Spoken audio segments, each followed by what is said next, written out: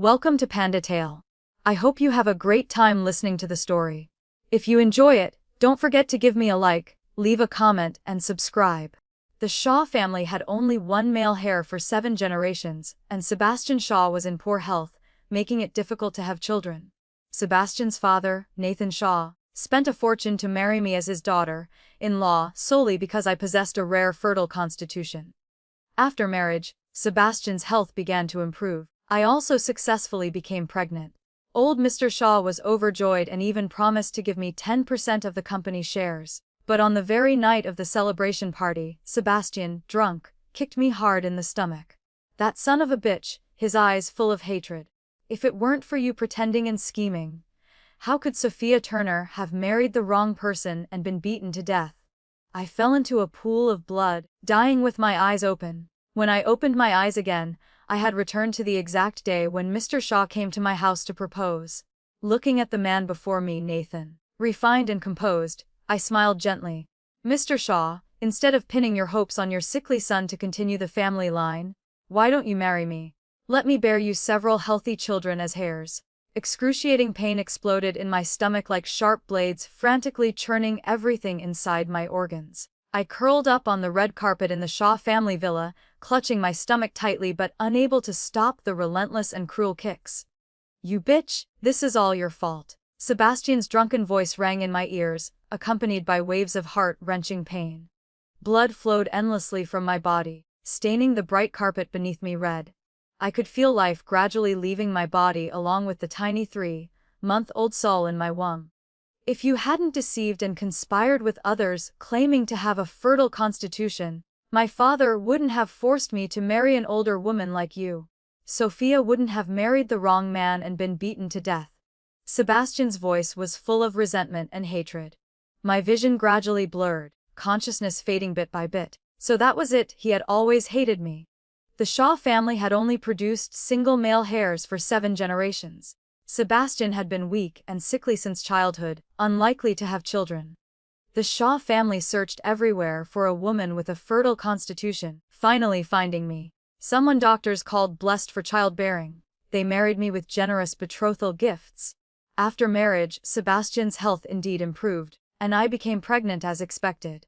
Old Mr. Shaw was so happy he promised to give me 10% of the company shares, but all of this became Sebastian's reason to hate me in his eyes. I opened my mouth to say something but only blood came out. Darkness rolled in. In the last moment of consciousness, I swore to myself, if there's a next life. Emma, Mr. Shaw has arrived. Why are you sitting there in a daze? My mother's voice pulled me from the hazy confusion. I jolted awake, opened my eyes wide, and found myself sitting in the living room at home. A cup of steaming hot tea sat before me. Bright sunshine outside shone on my intact body. This was 1 year ago, when Mr. Shaw came to discuss the marriage proposal for his son. My mother reminded me in a low voice, her eyes sparkling with excitement. The Shaw family is truly prestigious. My heart pounded. My hand unconsciously went to my stomach, still flat at this time. I was reborn, truly alive again. Back to the very first day when Nathan came to discuss the marriage. Looking up toward the door, a tall middle-aged man was entering the house. Nathan was 45 years old but very well maintained. Every gesture exuded the mature temperament of a successful man. He wore a gray suit tailored exquisitely, with sharp features and shrewd yet gentle eyes.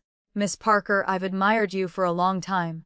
He nodded slightly in greeting, his voice deep and pleasant. In my previous life, I had shyly lowered my head, heart fluttering at the prospect of marrying into high society. But now I looked directly at this man who dominated the business world and suddenly showed a bright smile. Mr. Shaw, please sit. I gestured gently. After he settled in, I looked straight into his eyes and said, I heard that young Sebastian's health isn't very good. The Shaw family urgently needs an heir, right? Nathan frowned slightly, seemingly not expecting me to be so direct. Indeed, my son needs a wife with good fortune. I smiled lightly, picked up teacup, took a sip and said, Mr. Shaw, instead of placing hopes for continuing the family line on your sickly son. I deliberately paused, looking straight into his eyes. Why not let me marry you and bear you several healthy sons? Crash. The teacup in my mother's hand fell to the ground and shattered.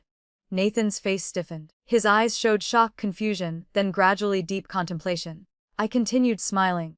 knowing my words were like a bomb directly detonating in the heart of this man from a traditional, prestigious family. Memories from my previous life told me Nathan had been widowed for years.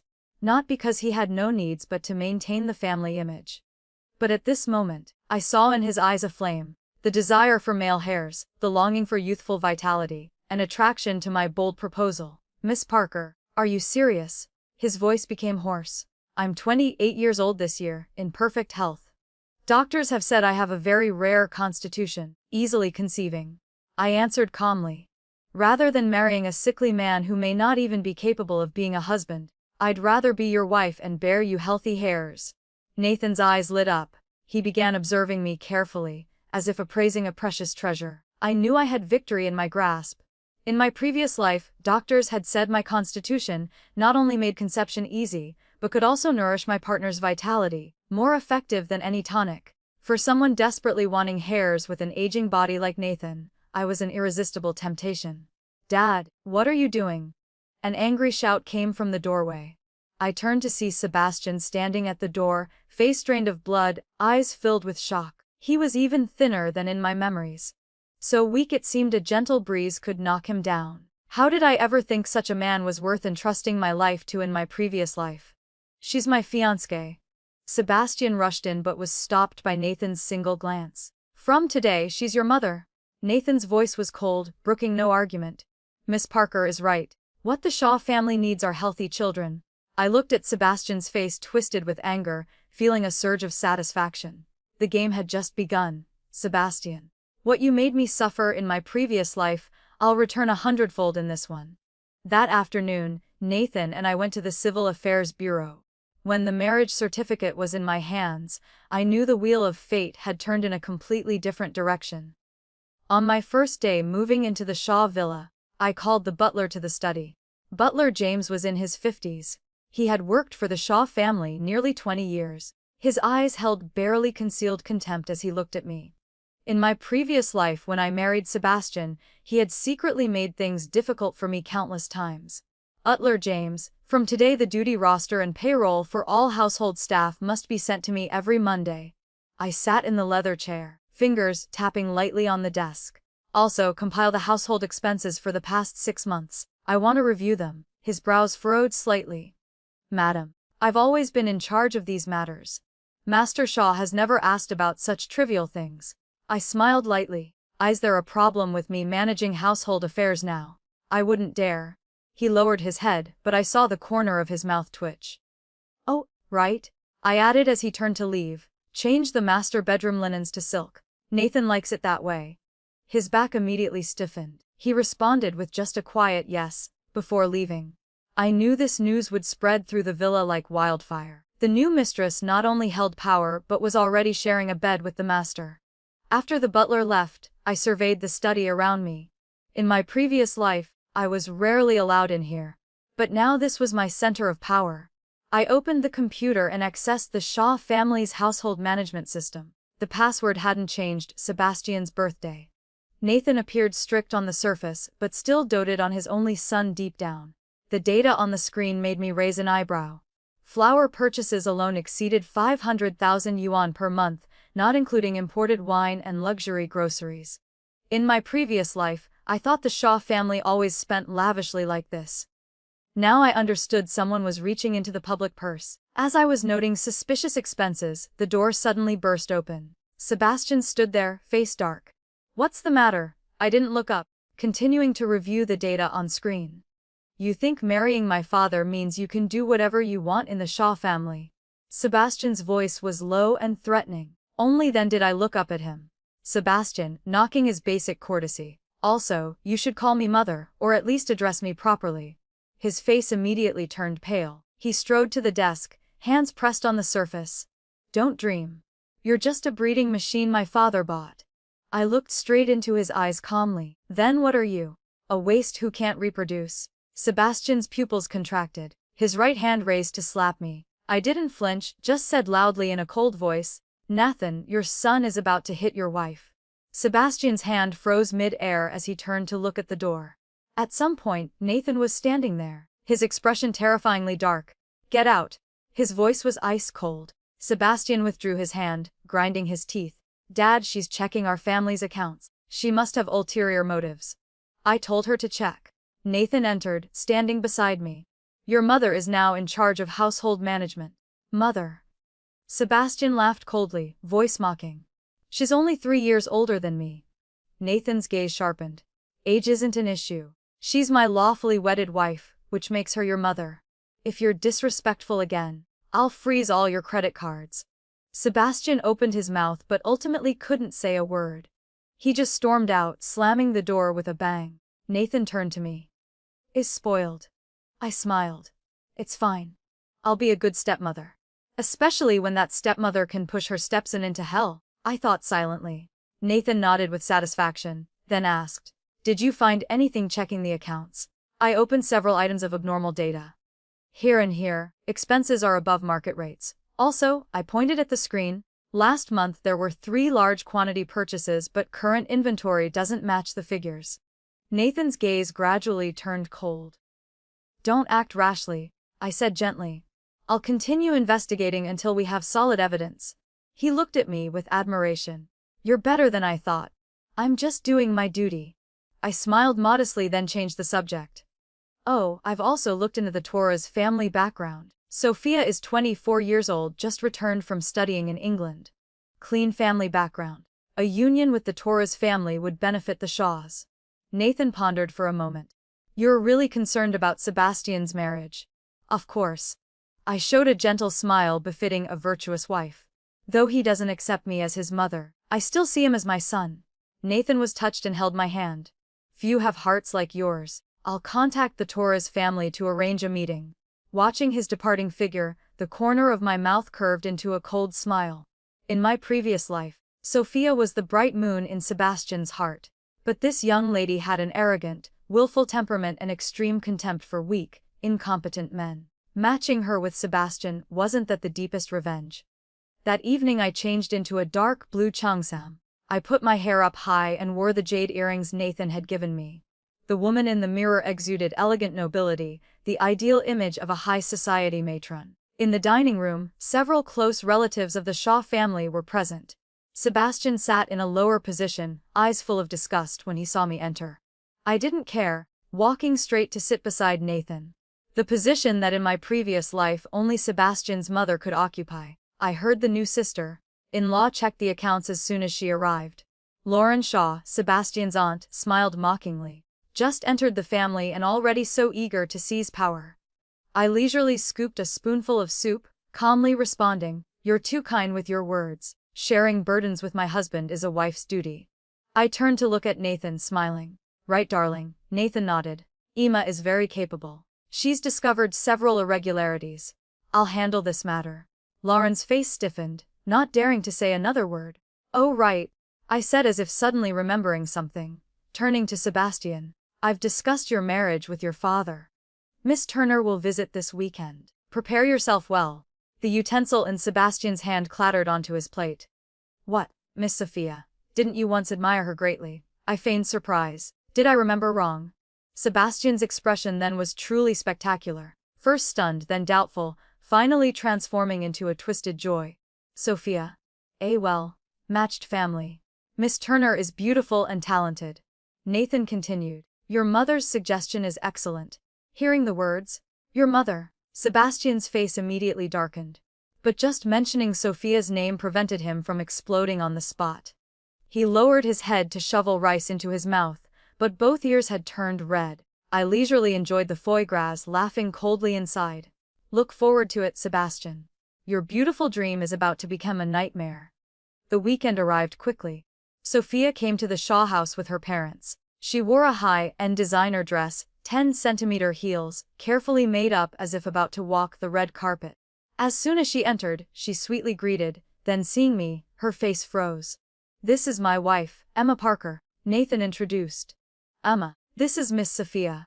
I smiled and nodded. "Miss Turner is indeed as beautiful as rumored." Sophia forced a smile, but her eyes kept glancing toward Sebastian. Today Sebastian had tried hard to dress smartly, but his pale complexion and thin frame made him completely overshadowed by his tall, distinguished father. During lunch, Sophia's parents showed great interest in this marriage. Though the Torres family was also upper class, they were still a tier below the Shaws. Sophia has been pampered since childhood but is very kind-hearted. Mrs. Torres smiled. She and Sebastian are the same age. They'll surely get along. I noticed Sophia's smile was somewhat strained. When Sebastian attentively poured wine for her, she subtly frowned and discreetly shifted away to avoid him. Miss Turner studied what in England? I spoke at just the right moment. Art history. She replied, her tone full of pride. I love Victorian paintings the most. What a coincidence. I smiled. Sebastian also loves art, he's collected quite a few famous reproductions. Right, Sebastian? Sebastian was stunned for a moment then hurriedly nodded. Right, right. I especially like the Mona Lisa. The corner of Sophia's mouth twitched. That's a Renaissance painting by Leonardo da Vinci. The atmosphere suddenly became awkward. Sebastian's face flushed red, while Sophia's eyes showed increasingly obvious disgust. After lunch, while the elders chatted, I deliberately led the two young people to stroll in the garden. Through the glass, I saw Sophia walking ahead with arms crossed. Sebastian timidly trailed behind like a tail. They seem quite compatible. Nathan commented with satisfaction. I covered my mouth to laugh. Yes, very well matched. 1 month later, the engagement ceremony between Sebastian and Sophia was held grandly. As the mistress of the Shaw family, I personally arranged everything from venue decorations to the guest list, not missing any detail. Nathan trusted me more and more, even publicly calling me his capable wife. At the engagement party, Sebastian wore a custom, tailored suit but still couldn't hide his weak appearance. Sophia wore an elegant white dress, beautiful as a goddess. But the reluctance in her eyes could no longer be concealed.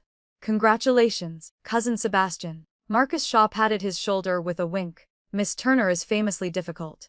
Can you handle her? Sebastian forced a smile. Sophia is very gentle. Really? Marcus jerked his chin into the distance. Then why is she chatting so happily with that male model? I followed Marcus's gaze. Sophia was smiling brightly while talking to a tall, handsome young man. She even intimately held his arm.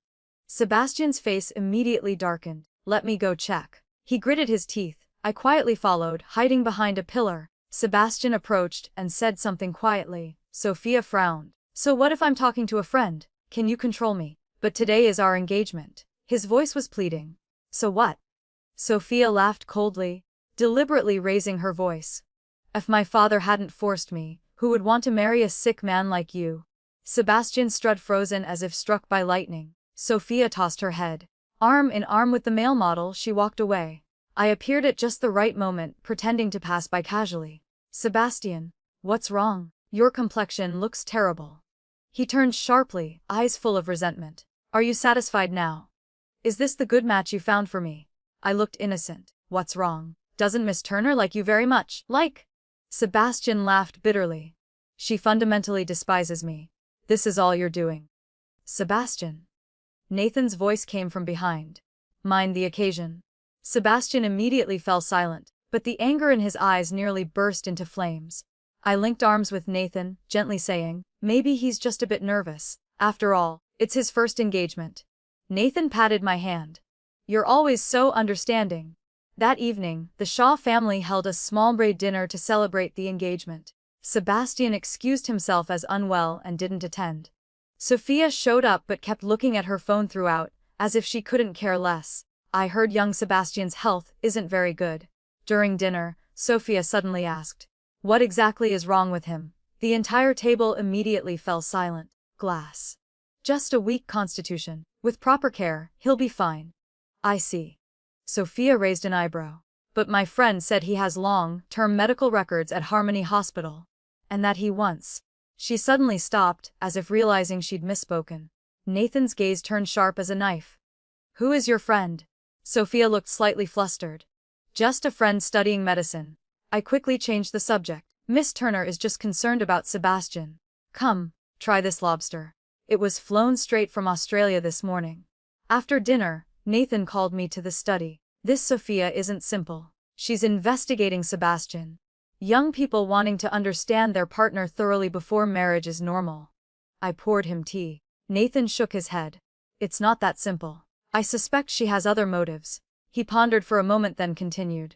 But the die is cast. We can't cancel the engagement. The Shaw family can't afford to lose face. I was secretly delighted. This was exactly what I wanted, a marriage filled with suspicion and resentment. Oh, and Nathan suddenly changed topics. How have you been feeling lately? Any special signs? I knew what he was asking. Since our marriage, we'd barely used any contraception. In my previous life, I got pregnant just 3 months after marrying Sebastian. This life probably wouldn't be much different. Nothing obvious yet. I rubbed my still, flat stomach. But the doctor said my constitution makes conception very easy. It should happen soon. A glimmer of hope lit up Nathan's eyes. If you need any supplements, just say so. I'll have someone prepare them. You're so good to me. I leaned on his shoulder, hiding the cold look in my eyes. The next morning, I deliberately ran into Sebastian just as he woke up. Dark circles shadowed his eyes. Clearly he'd been sleepless all night. Sebastian, why didn't you come to dinner last night? I asked in a caring tone. Were you feeling unwell? He looked at me coldly. Stop pretending. I know you arranged everything. I blinked. Arranged what? Sophia doesn't want to marry me at all. He gritted his teeth, lowering his voice. You knew that clearly, didn't you? I sighed softly. Sebastian, marriage is decided by parents with matchmakers as witnesses. Maybe she's just not used to it yet. Feelings can be cultivated. I deliberately paused before continuing. Or do you also want to be like your father, marrying a wife 17 years younger? Sebastian's face immediately turned ashen. His fists clenched so tight they cracked. One day I'll make you regret this. Watch your tone, son. I smiled. Don't forget I'm your mother now.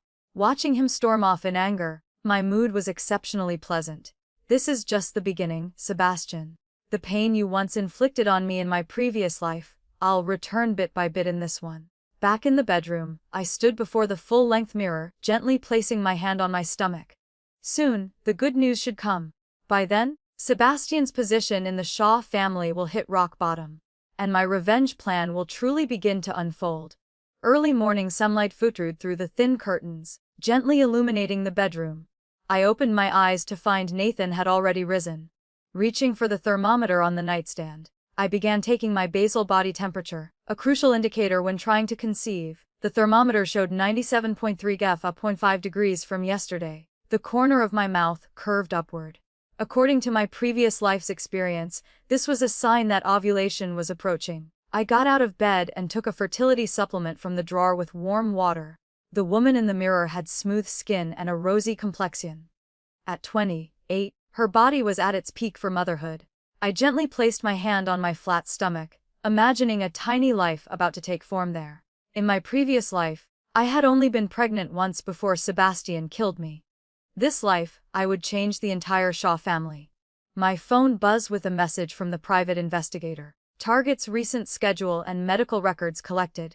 Documents encrypted and sent to your secure email. I smiled, locked the bathroom door, and opened my laptop. The investigator's data package included Sebastian's recent movements, call logs, and what interested me most, his complete medical records from Harmony Hospital. The diagnosis was filled with medical jargon, but certain terms jumped out at me. Weak sperm, low survival rate, congenitally weak constitution. Flipping to the last page, the doctor's conclusion stood out clearly. Natural conception rate below 5%. Assisted reproductive technology recommended. I laughed coldly and continued reviewing the documents. I was drawn to Sebastian's call log.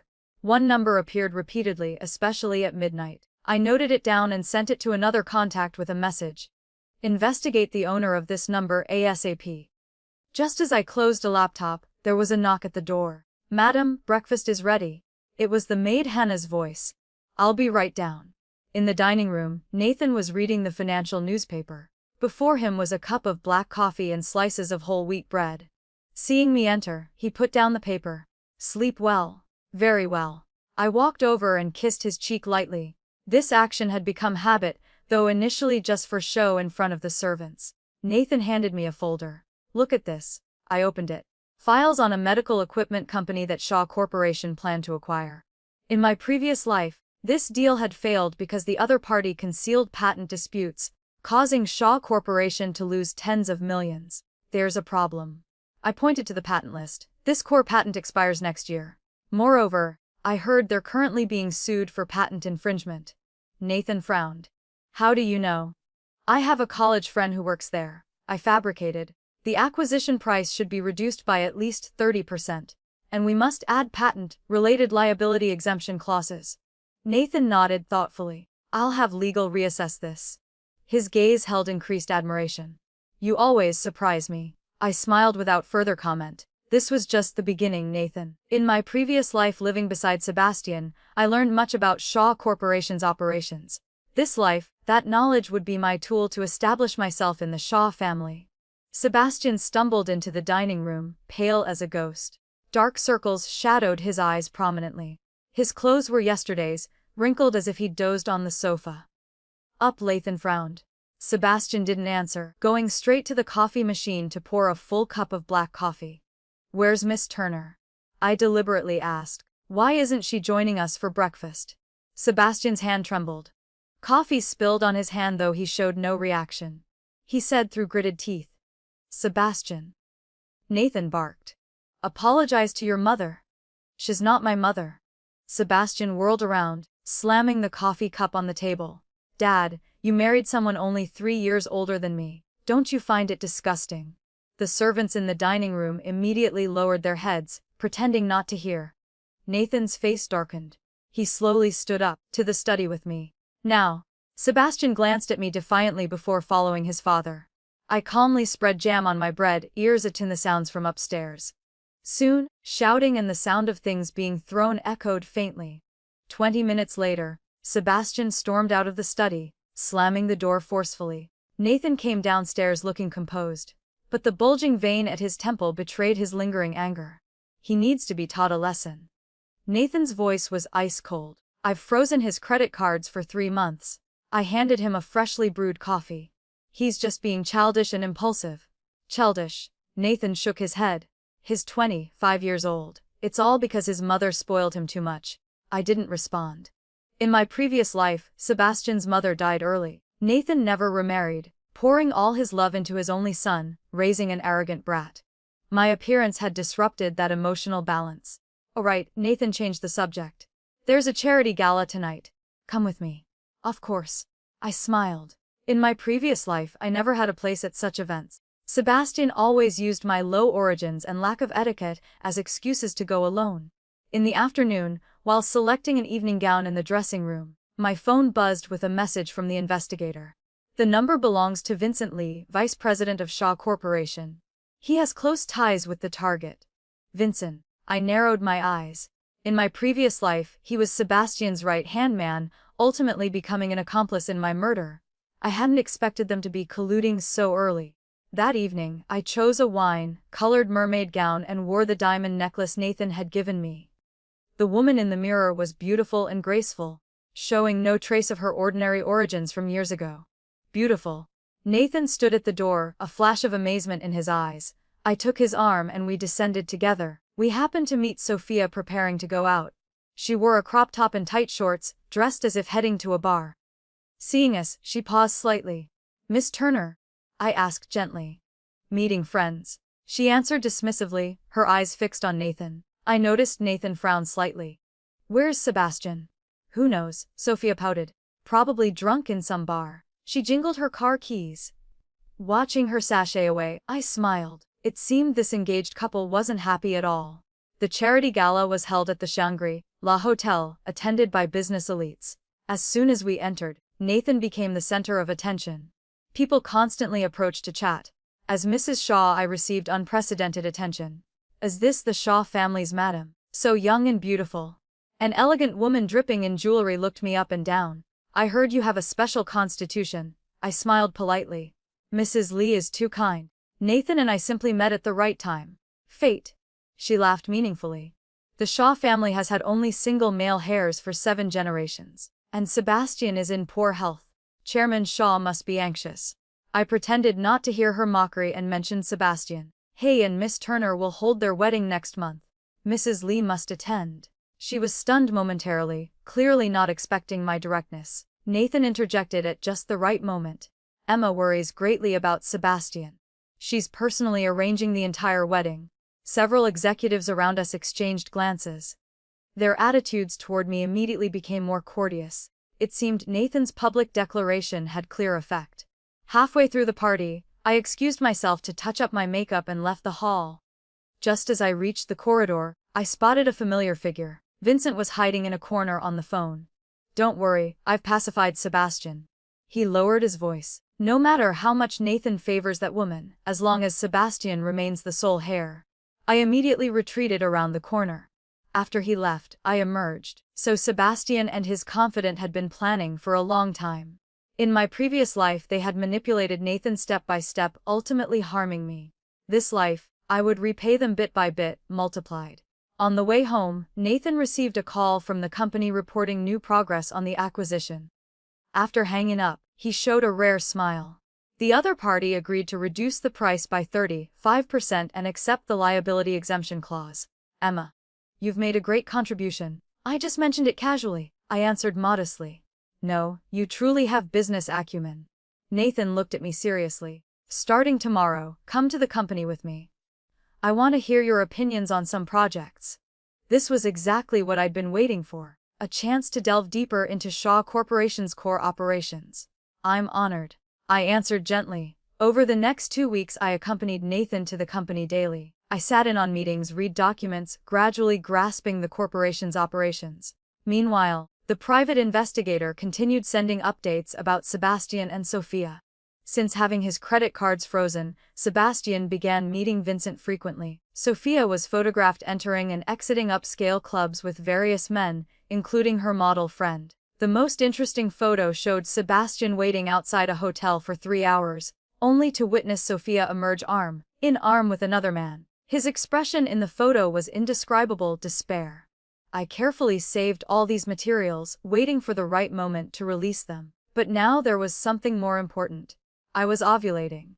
That evening, I deliberately wore the newly purchased silk nightgown and sprayed Nathan's favorite perfume. When he opened the bedroom door, he clearly paused. Is today something special?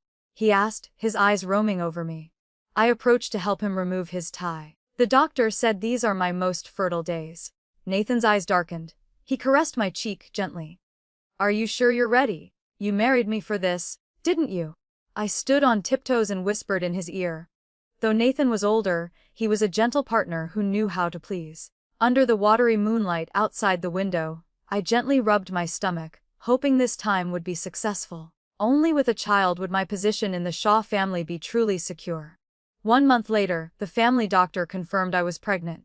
Nathan was ecstatic. He immediately ordered the nursery prepared and arranged a dedicated nutritionist and bodyguard for me. I want to hold a party, he said excitedly, to announce this good news to everyone. I leaned against his chest. Whatever you say. The party was scheduled for the weekend. All Shaw family relatives and business partners received invitations. Sophia reluctantly attended with Sebastian. The two stood together like strangers, not exchanging a single word. At the party's climax, Nathan raised his champagne glass, tapping it gently. The entire hall fell silent. Thank you all for coming today. He looked around, his voice resonant. Today I have good news to share. My wife Emma is pregnant. The Shaw family will soon have the next generation. Applause thundered. Guests crowded forward to congratulate. I stood beside Nathan, smiling as I accepted praise. But my eyes followed Sebastian standing in the corner. His face turned deathly pale upon hearing the news. The wine glass in his hand fell with a crash. The sound echoed through the banquet hall. Red wine spilled everywhere. Vincent immediately pulled him away. But his expression at that moment was seared into my mind. Shock, bewilderment, despair, and resentment. Sophia appeared delighted, quickly approaching me. Congratulations. What should I call you? She deliberately emphasized the word, what. I hope the baby will be healthy. Thank you, dear. I smiled. Nathan and I hope to have several more. After all, the Shaw family is large and needs heirs. Nathan embraced my shoulder. The doctor says Emma's constitution is very special. It's quite possible we'll have twins. The guests marveled again. I glanced into the distance where Sebastian still stood. His cold gaze pierced my stomach like daggers. That look gave me goosebumps, but was immediately replaced by satisfaction. After the party, Nathan was detained by some executives discussing business. I excused myself due to pregnancy and went upstairs to rest early. Just as I reached the stairway landing, a hand suddenly grabbed my wrist. Someone pulled me forcefully into a small dark parlor. Sebastian's face appeared in the dim light, twisted and fierce. You bitch. You think getting pregnant means you can live happily ever after. I shook off his hand, coldly adjusting my sleeve. Watch your words, Sebastian. I'm carrying the Shaw family heir. Heir?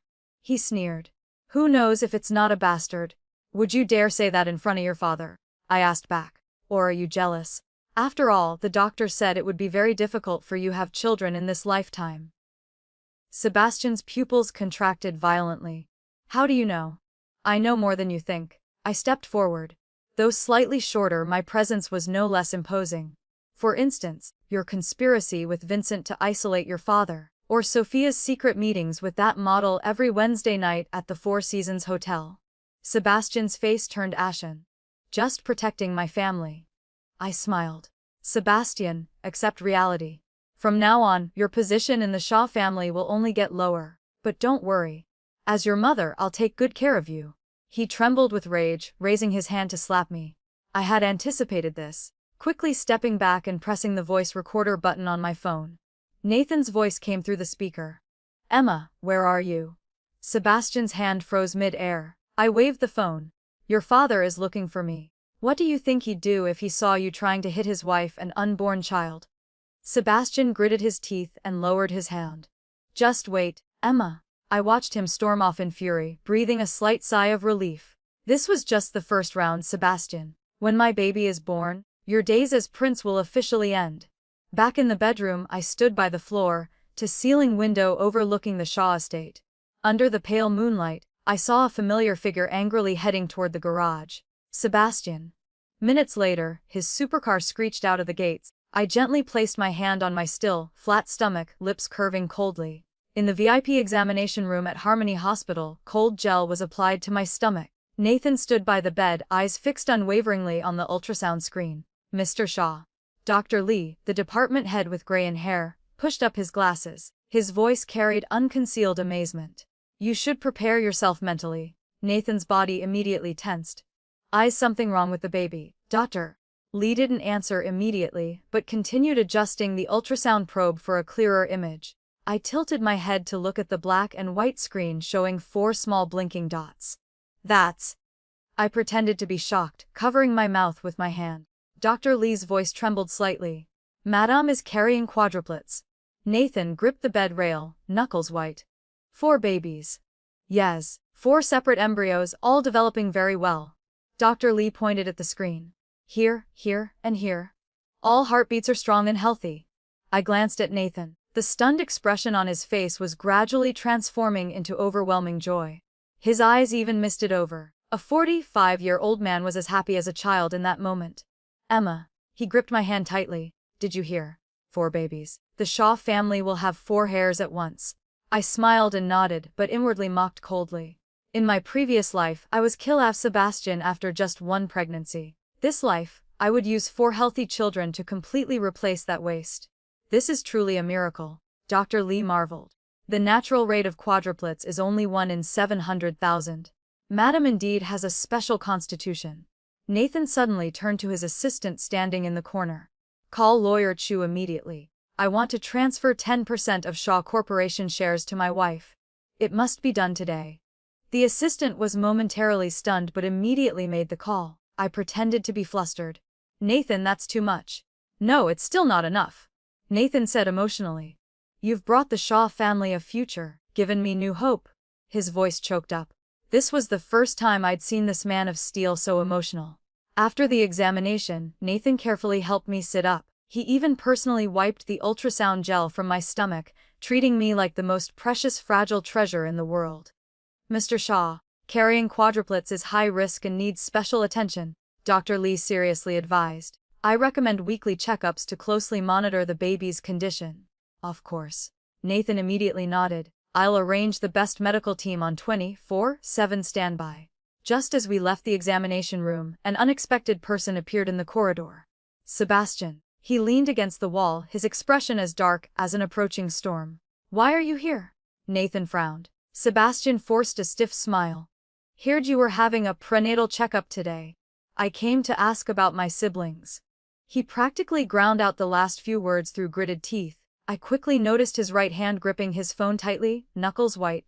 Perfect timing. I smiled. We just finished checking and have good news to share. Nathan couldn't hide his excitement. immediately interjecting. Amma is carrying quadruplets. The Shaw family will have 4 children at once. Sebastian's expression immediately froze. Eyes flashing with horror, followed by anger and resentment. He struggled to force a rigid smile. Congratulations. His voice was dry as sandpaper scraping together. Oh right, I asked as if casually. Were you here to see Dr. Lee? Sebastian, his body stiffened. No, I just... At that moment, a young doctor in a white coat hurried from the end of the corridor. Seeing us, he clearly froze. Especially when his eyes met Sebastian's, his gaze immediately becoming evasive. Dr. Chen. I called his name accurately. In my previous life, this was the person who had helped Sebastian forge my fertility certificate. Dr. Chen's face immediately paled. You know me. I heard you're an expert in reproductive medicine. I smiled. I happen to have some questions. Could we talk privately for a moment? Sebastian suddenly interjected. Dr. Chen is very busy. Maybe another time. Just a few minutes, I insisted, signaling to the nearby bodyguard. This bodyguard was personally assigned by Nathan, a former Special Forces soldier with excellent skills. Dr. Chen hesitantly glanced at Sebastian but finally followed me to a corner of the corridor. Sebastian tried to follow but was detained by Nathan for company matters. Dr. Chen? I lowered my voice.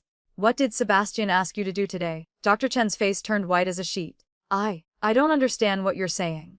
Stop pretending, I said coldly. You were planning to falsify my test results, weren't you? Fake fetal abnormalities or reduce the number of fetuses. Dr. Chen's legs began trembling. Madam, I pulled an envelope from my purse, taking out photos. Evidence provided by the private investigator showing Dr. Chen meeting Sebastian at a cafe. 2 choices, I said calmly. 1. I give these photos to Mr. Shaw. You'll lose your job and face litigation. 2. You tell me Sebastian's entire plan and I'll pretend nothing happened. Beads of cold sweat formed on Dr. Chen's forehead. Young master told me to change the report to show 1 fetus with abnormal development. He said that way his father wouldn't value you anymore. Just as I suspected. I laughed coldly. What else did he promise you? He said after Shaw Corporation's new hospital is built, he'd make me department head. Dr. Chen was nearly in tears. Madam, please forgive me. Go back now and tell Mr. Shaw the truth, I ordered. Otherwise you understand. I understand. Dr. Chen nodded, repeated Nathan. Sebastian was rambling about a project's progress. Seeing Dr. Chen beside me, his face immediately changed. Mr. Shaw. Dr. Chen suddenly spoke loudly. I have something important to report. Nathan frowned. What is it, young master? Young master told me to falsify Madam's prenatal test results. Dr. Chen blurted out. He said if I didn't, he'd make sure I couldn't work in the medical field anymore. The corridor suddenly fell deathly silent. Nathan's face visibly darkened, while Sebastian had turned white as paper. What nonsense are you spouting? Sebastian roared, grabbing Dr. Chen's collar. I don't even know you. Enough.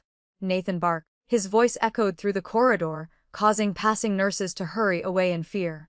Back to the company to discuss this, he lowered his voice, but his anger was still evident. Dad, let me explain. Sebastian began to panic.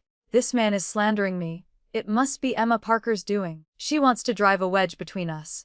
Nathan coldly looked at his son. Really? Then what are these? He snatched the photos from my hand and threw them in Sebastian's face.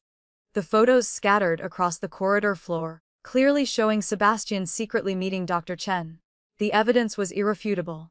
Sebastian's face went from white to blue to red with anger, finally settling on a deathly pale despair. He opened his mouth but couldn't utter a single word. Go back to the company immediately. Nathan's voice was ice cold. Lawyer Chu is there too. We need to discuss your shareholding. As if struck by lightning, Sebastian stepped back, stammering. You can't. Right now, Nathan roared. Before leaving, Sebastian shot me a hate-filled look before stumbling away. I timely showed concern. Nathan, don't be too angry. Maybe Sebastian was just momentarily confused. Nathan laughed coldly. He was trying to kill my child. He gripped my hand tightly. Emma, thank goodness you were vigilant. Otherwise. I leaned on his shoulder. I just happened to see them together and was cautious.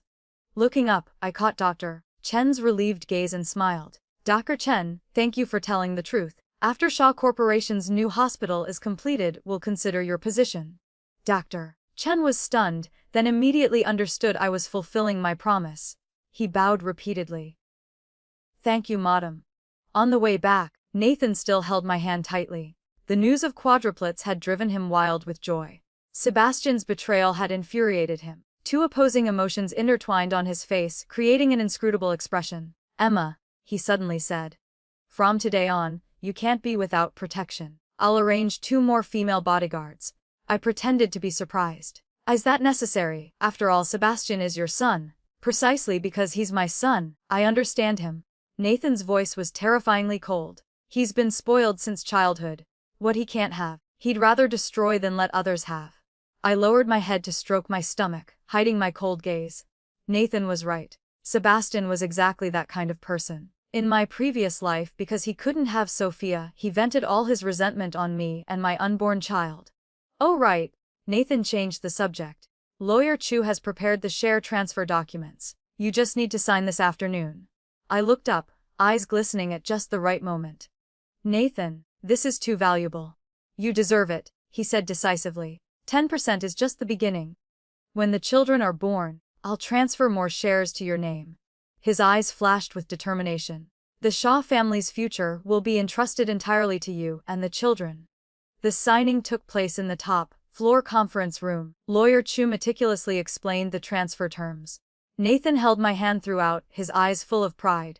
After signing, he stood and announced to all the executives present. From today, Mrs. Emma officially becomes a shareholder of Shaw Corporation. She holds 10% of shares and joins the board of directors. All senior management applauded in congratulations. Except Vincent, whose face was rigid, constantly glancing toward the corner where Sebastian stood. He stood there, face dark as an approaching storm. The folder in his hands was crumpled beyond recognition. After the meeting ended, Nathan immediately convened a family meeting. Core Shaw family members were present, seated around the long table in an oppressively heavy atmosphere. Regarding Sebastian's behavior today, Nathan spoke directly. I've decided to adjust his position and shareholding in the company. Sebastian immediately looked up. Dad. His 5% shares will be reduced to 2%. He keeps only 2%. Nathan's voice was ice cold. He'll retain his position as deputy project director, but all major decisions must be signed by Director Lee. Vincent was clearly stunned, not expecting to be dragged into this. I smiled coldly to myself. Nathan's move was masterful. Having Sebastian's confidant supervise him created an appearance of fairness while subtly dividing their internal alliance. This isn't fair. Sebastian slammed the table and stood up. Just because of one woman, you want to destroy your own son. Nate, your words. Nathan roared. That's your mother, and she's carrying your siblings. She's not my mother. Sebastian screamed in hysteria. She's a fraud. Those children might not even be yours. The words barely left his mouth when Nathan slapped him hard across the face. Slap! The sound echoed through the room as if it shook. Sebastian's face turned to one side. Blood trickled from his mouth corner. Get out! Nathan's voice was cold enough to freeze. If I hear such words again, you can leave the Shaw family. Sebastian held his face, eyes full of hatred as if it could materialize. He looked around the room, finally stopping at me. That gaze sent chills down my spine. But seconds later, he transformed back into an aggrieved son. Dad, I'm sorry. His voice choked. I just afraid of losing your love. Nathan's expression softened slightly. Seeing this, I gently interjected. Nathan, it's good that a child knows their mistakes. Sebastian was just momentarily confused. After all, it's sudden. Having 4 siblings at once, anyone would feel insecure. Though I seemed to speak for Sebastian, every word stabbed at his heart. Sure enough, Nathan's expression turned cold again. Still childish at 25 years old. Get out! Sebastian glared at me one last time before angrily slamming the door as he left. The meeting ended in a tense atmosphere. Shaw family members left with their own calculations. That evening at home, Nathan was still angry. He downed glass after glass of whiskey. I brought him a glass of warm milk, gently placing my hand on his. Stop drinking. It's bad for your liver. Nathan put down the glass, warily rubbing his temples. Am I a failed father? Raising a son like this? It's not your fault. I leaned on his shoulder. Some people are just born abnormal. Nathan immediately looked up. What did you say? I pretended to hesitate. I shouldn't say this. Speak, he commanded. When cleaning the study last time, I accidentally found Sebastian's medical records, I said quietly. The doctor concluded he has antisocial personality tendencies. Nathan looked as if struck by lightning. What? Why didn't I know? Perhaps your late wife feared you'd worry and hid it. I guessed carefully. The file was hidden very well. Inside the cover of Das Kapital. Nathan immediately stood up and rushed to the study. I slowly followed, knowing he would find the medical report I had carefully forged. In the previous life, Sebastian did have psychological issues but was never formally diagnosed. This life I would make Nathan recognize his son's true face. Sounds of rummaging came from the study. Then muffled cursing full of resentment. I stood at the door watching him with trembling hands, holding the medical report, his face full of horror and pain. I never knew he liked torturing animals since childhood, he muttered. I thought it was just normal boyish mischief. I walked over and embraced him. Don't be too sad. Knowing early means there's still time. We can find the best psychologist. Nathan shook his head, cold determination in his eyes. No, some people are born devils. From today on, I won't be soft with him anymore. I leaned against his chest, lips curving into a cold smile. Sebastian, your doomsday has officially begun. Late at night, I stood by the bedroom window. A supercar roared out of the Shaw estate gates. Sebastian, probably going somewhere to vent his anger. I placed my hand on my stomach, feeling the 4 tiny lives growing inside me day by day. Sebastian, I said softly to the darkness. This is just the beginning. The pain you gave me in my previous life, I'll return bit by bit. My phone buzzed with a message from the private investigator. Target is meeting Vincent at NP bar. Conversation content has been recorded. Send now. I replied.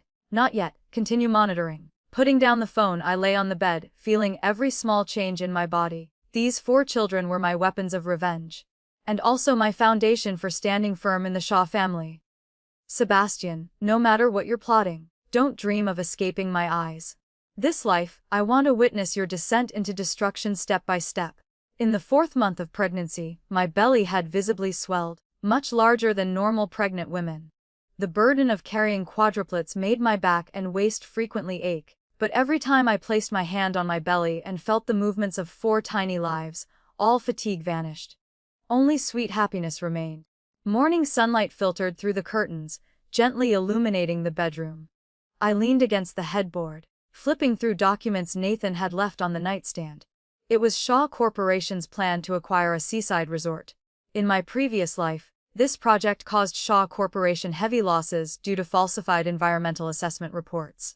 Up so early and already working. Nathan emerged from the bathroom, hair still dripping. The 45-year-old man maintained an extremely fit physique with defined abs. He showed no signs of aging. I held up the folder. This project has problems. Nathan raised an eyebrow and sat on the bed. What do you mean? In this environmental assessment report, I pointed to a page. The data is too perfect, unrealistically perfect. I checked local forums. Fishermen say water quality has noticeably declined in recent years, but the report doesn't mention it. Nathan frowned, taking the documents. Environmental matters are Vincent's responsibility. Perhaps Director Lee was too busy and overlooked details. I answered gently, actually implying Vincent was negligent. In my previous life, he and Sebastian had conspired to cover up this matter. Nathan pondered before picking up his phone. I'll have a third party reassess. I smiled without speaking. After the hospital incident, Nathan increasingly trusted my business instincts. Last month I accidentally discovered several issues. All helped Shaw Corporation avoid risks in time. Now on the board, I'd been nicknamed the Lucky Star. My phone buzzed with a message from the investigator. Target had a fierce argument with Sophia last night. Miss Turner left home and is now at Four Seasons Hotel, room 2806. A man visited at 2 a.m. I deleted the message, lips curving mockingly. Finally, the happy marriage between Sebastian and Sophia was cracking. In my previous life, Sophia was Sebastian's white moonlight. This life, she had become his nightmare. How do you feel? Nathan had finished dressing. He leaned down to kiss my forehead. I'm fine. I rubbed my belly. Just the little ones were too active last night, kicking me all night so I couldn't sleep. Nathan placed his hand on my stomach, just happening to feel a clear kick from a baby. His eyes immediately softened. Really mischievous, just like you. Definitely you. I pretended to pout. So fierce. Not letting me rest even one night. Nathan laughed deeply, kissing my cheek again before leaving. Hearing his footsteps fade, I picked up my phone and called a familiar number. Hello, Dr. Lee. This is Emma. I'd like to reschedule next week's checkup. Yes, change it to Wednesday morning at 10 a.m. No, don't tell anyone, including Mr. Shaw. I want to surprise him. Hanging up, I slowly got out of bed to wash up. Though my belly was large, my limbs remained slender. My face had the characteristic glow of pregnancy. In my previous life, when pregnant with Sebastian's child, I had severe morning sickness to the point of near death. This life was remarkably smooth with almost no nausea. Going downstairs for breakfast, the servants' attitudes were even more respectful than before. Since becoming a Shaw Corporation shareholder, even Butler James, who had always been arrogant, now knew to bow his head. "Madam, your fresh orange juice." Hannah carefully placed the glass before me. I nodded in thanks, casually flipping through today's financial newspaper. The front page featured Shaw Corporation's successful acquisition of a medical equipment company. There was a photo of Nathan looking imposing. This article should have appeared a year later. But thanks to my intervention, it came early. While eating breakfast, the doorbell rang. Moments later, Hannah hurried in. "Madam, Mrs. Torres is here and wants to see you." I raised an eyebrow. "Show her in." Sophia's mother stormed into the dining room, her carefully maintained face now full of anger. "Emma, what do you mean by this? Why are you spreading rumors to tarnish my daughter's reputation?" I leisurely wiped my mouth. "Mrs. Torres, I really don't understand what you're saying. Stop playing dumb." She slammed the table. "What about those photos? Sophia with other men. Those kinds of photos are now circulating throughout high society." I pretended surprise. "What photos? I truly don't know. But a few days ago, a friend did mention seeing Sophia at a nightclub with a man. Very intimate. I even defended her, saying it must be a misunderstanding." Torres's face alternated between white and red. "You, Mrs. Torres?" My voice turned cold. "What your daughter does has nothing to do with me. Instead of questioning me here, why don't you go home and discipline your daughter properly? After all, she's still a Shaw daughter-in-law." Choked by my words, Mrs. Torres could only furiously throw out, "Just you wait," before storming off. I picked up my phone and messaged the investigator. "Photo distribution went well. Transfer the remaining payment." Putting down the phone, I finished my orange juice in high spirits. In my previous life, Sophia was a prestigious high society lady who lived freely but was never exposed. This life, I would let Sebastian taste being cuckolded, let the whole world know what kind of woman he married. That afternoon, I visited the first physical store of the fulfillment brand as planned. Since becoming pregnant, Nathan had given me a private office next to the CEO's office so I could rest anytime. I'd barely sat down when Vincent entered, wearing a fake smile. "Director Parker, here's the environmental assessment for the new project. Please review it." I took the folder, pretending to read carefully. This report was clearly much more rigorous than the previous one. It seemed my morning reminder had worked. "Well done." I closed the folder. "Director Lee has worked hard." Vincent's smile was somewhat stiff. "It's my responsibility." He hesitated before continuing. "Sebastian hasn't been in a good mood lately. I hope Director Parker won't take it personally." I raised an eyebrow. "Are you close with Sebastian, Director Lee?" Sweat beaded on Vincent's forehead. "Just colleagues showing concern." "I see." I smiled. "Then please pass a message to him. As a stepmother, I care deeply about his health, both physical and mental. If he needs a psychologist, the Shaw family is ready to hire the best." Vincent nodded repeatedly and hurriedly left the office. I laughed dismissively and picked up my phone to open the monitoring software. This software connected to listening devices the investigator had planted in Nathan's study and Sebastian's apartment. As expected, half an hour later, Vincent and Sebastian met at a cafe. Their conversation came through clearly via the bug. "That bitch is getting suspicious." Sebastian's voice was full of resentment. "She must have discovered our tampering with the environmental assessment." "Stay calm." Vincent's voice lowered. "What's important now is not to make her more suspicious. Wait until she gives birth. I've arranged everything at the hospital." "Wait longer?" Sebastian nearly shouted. "She's carrying my father's children and showing off on the board. If we wait a few more months, will I have any place left in the Shaw family?" "Keep your voice down," Vincent warned. "The plan is set. In the delivery room, accidents are normal.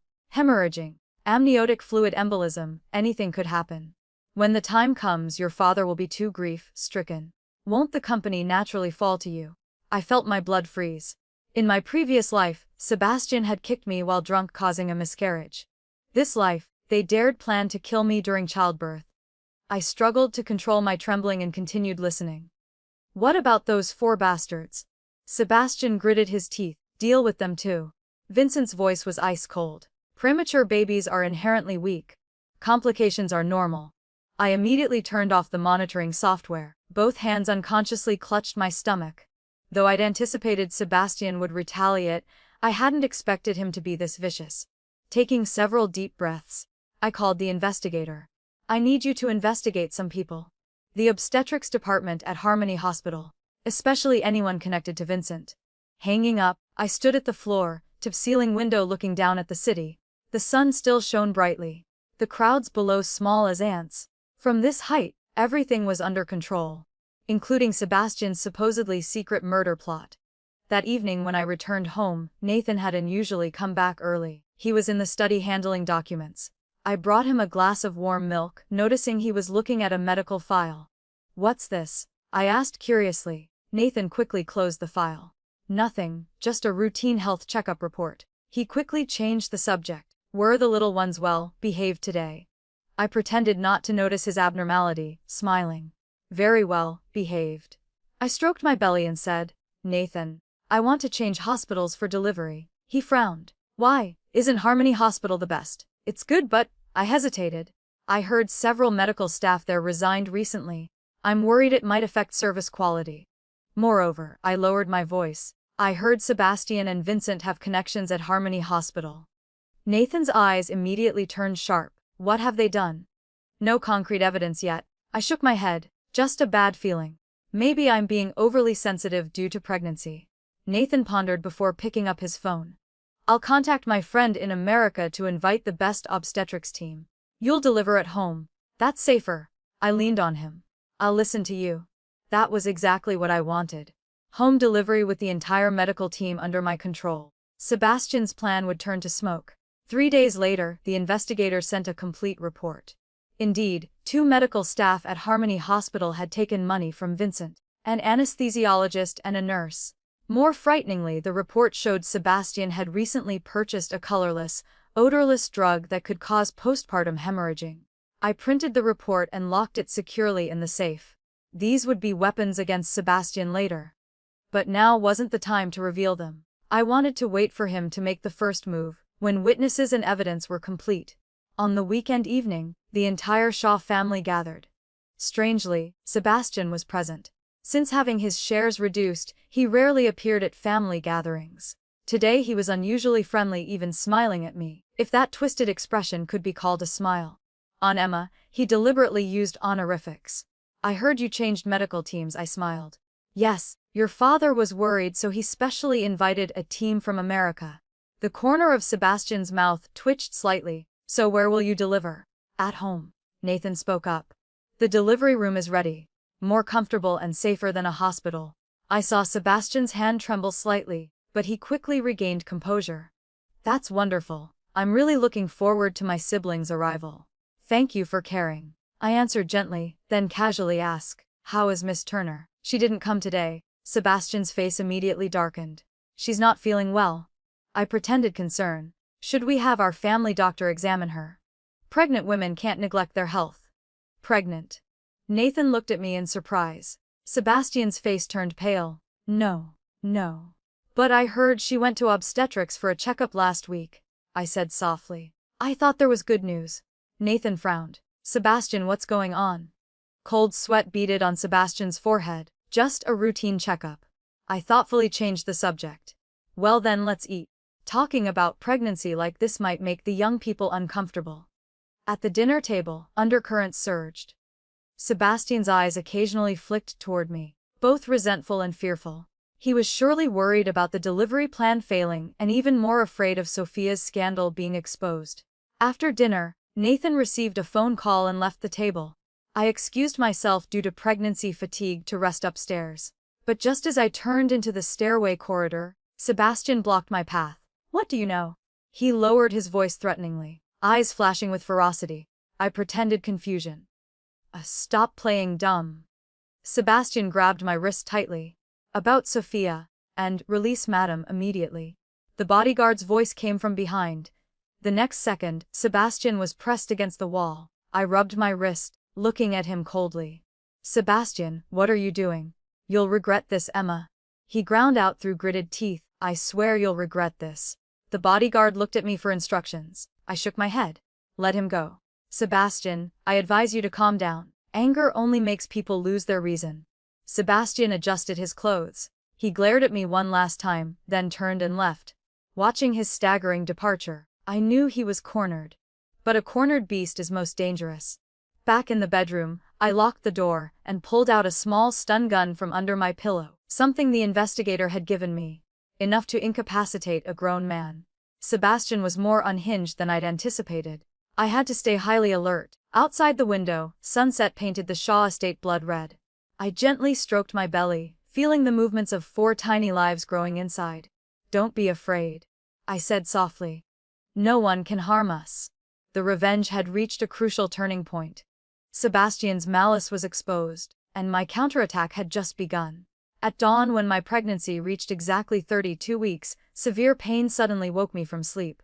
Instinctively, I placed my hand on my belly. I immediately felt abnormally intense and rigid contractions. The uterine contractions were both rapid and violent. "Nathan." I shook my husband, voice trembling with pain. "I think I'm going into labor." Nathan immediately jolted awake. His hand slammed the emergency alarm button by the bed. The entire Shaw estate lit up like daylight. Alarm bells rang, waking everyone. 2 weeks early. While helping me change clothes, Nathan spoke into the walkie-talkie. "Activate emergency plan. Contact the medical team immediately." I gritted my teeth. Cold sweat beaded on my forehead. "Don't worry. The American team will arrive within 20 minutes. Nathan carried me, striding quickly toward the prepared delivery room. "Everything will be fine." I gripped his collar tightly, suddenly remembering something. "Wet, bring your phone." He paused momentarily but still went back for the phone. I breathed a sigh of relief. In my previous life on this exact day, he had missed an important call because he forgot his phone, causing the company heavy losses. This life, I had to ensure he wouldn't miss anything. The home delivery room had been meticulously prepared. Perfect temperature, complete equipment, no different from a high-end hospital delivery room. Nathan carefully placed me on the bed as nurses immediately began examining me. Cervix dilated 4 centimeters. Delivery imminent. Head obstetrician Dr. Catherine announced. Multiple pregnancy means high risk of premature birth. Prepare an ICU immediately. Nathan's expression darkened. At all costs, ensure the safety of both mother and children. Another contraction hit, so intense I nearly blacked out. But I forced myself to stay conscious. Something was wrong. This was too abnormal. With my constitution, it shouldn't be time yet. "Nathan." I struggled to grip his hand. "Check everyone who entered the villa today. Especially the medical team." Nathan frowned. "You suspect someone?" "Please." I nearly screamed in pain. "For our children." Nathan immediately ordered the head of security. "Lock down the entire villa. Check everyone's background. Focus on newly arrived medical staff." The bodyguard immediately left to carry out the order. I felt somewhat relieved, but the pain grew increasingly intense, almost preventing me from thinking. "Madam, push. I can see the baby's head," Dr. Catherine encouraged. I gritted my teeth. After excruciating, soul-tearing pain, a baby's cry rang out. "It's a boy," the nurse exclaimed. "Though premature, his cry is very strong." I managed a weak smile. But before I could feel joy, the next contraction hit violently. Carrying quadruplets meant going through labor 4 times. My strength was depleting rapidly. The second one's out too. Another boy. Just then chaos erupted outside. The security captain burst into the room, his expression grave. "Mr. Shaw, we discovered a fake nurse in the changing room. She was carrying syringes and unidentified drugs." Nathan's face immediately changed. "Interrogate immediately. Who's behind this?" "She's already confessed." The security captain glanced at me hesitantly. "It's young Master Sebastian." Though I'd anticipated this, hearing it still made my heart tremble. Indeed, Sebastian had struck, and this time more viciously than the previous life. Not a drunken loss of control but carefully planned murder. "That damned bastard." Nathan's face flushed with rage. He immediately turned to rush out. "Wait." I used all my strength to grab his hand. "There are still 2 babies. I need you here." Nathan stopped and nodded. "I'll handle things here first. He can't escape even if he flies." The delivery continued, but the atmosphere had grown incredibly tense. Guards stood strict watch outside the delivery room, even monitoring the doctors and nurses closely. I was exhausted but dared not relax even for a second. The third is a girl. As the third baby's cry sounded, Nathan's phone suddenly rang. He was about to reject the call, but his expression shifted slightly upon seeing the number. It was an urgent call from the Swiss bank. "Answer it," I whispered weakly. "It's important." Nathan looked at me doubtfully but answered. "Hello. What?" His face immediately went from surprise to rage. "Freeze that account immediately. I'll send someone to handle it right away." Ending the call, his expression was terrifyingly dark. "Sebastian is transferring assets overseas. He even forged my signature." He gritted his teeth. "He's planning to flee." I closed my eyes, laughing coldly inside. Sebastian had finally shown his desperate true colors. "The last one is also a girl. Congratulations. 2 boys and 2 combination." "Doctor," Catherine announced joyfully. 4 tiny beings were gently placed beside me. Though premature, their cries were strong. They all looked healthy. I gently touched their tiny, still wrinkled faces. Tears blurred my vision. In my previous life I couldn't protect my child. This life they were finally born safely. "Nathan, name our children," I said gently. Nathan looked at the 4 babies. The anger in his eyes gradually subsided. "The eldest will be David Shaw. Second son Daniel Shaw, third daughter Diana Shaw, and youngest Daisy Shaw." Beautiful names. I smiled, then suddenly remembered. "Oh right, you must go to the company immediately. The Swiss bank matter needs your personal attention." Nathan looked at me and the children, hesitating. "There are bodyguards and the medical team here." "Very safe," I insisted. "Company matters are the priority." Finally Nathan nodded. "I'll be back soon." He kissed my forehead and the children before leaving hurriedly. I knew what would happen on this trip. The car accident Sebastian had secretly arranged. This life I had to save not only myself and the children, but also Nathan. After ensuring he'd left the villa, I asked the nurses to move the babies to the adjacent care room. I kept only the most trusted security captain, Captain Johnson. I fought against drowsiness. "Mr. Shaw is in danger. Sebastian has arranged an accident on the road to the company." Captain Johnson's expression immediately changed. "I'll notify Mr. Shaw immediately." "No, don't alert them." I shook my head. "Take a few trusted men and ambush that section of road first. Remember, it's a blue truck. License plate ending in 37. Captain Johnson looked at me in amazement. "Madam, how do you know?" "No time to explain," I said weakly but firmly. "You must ensure Mr. Shaw's safety.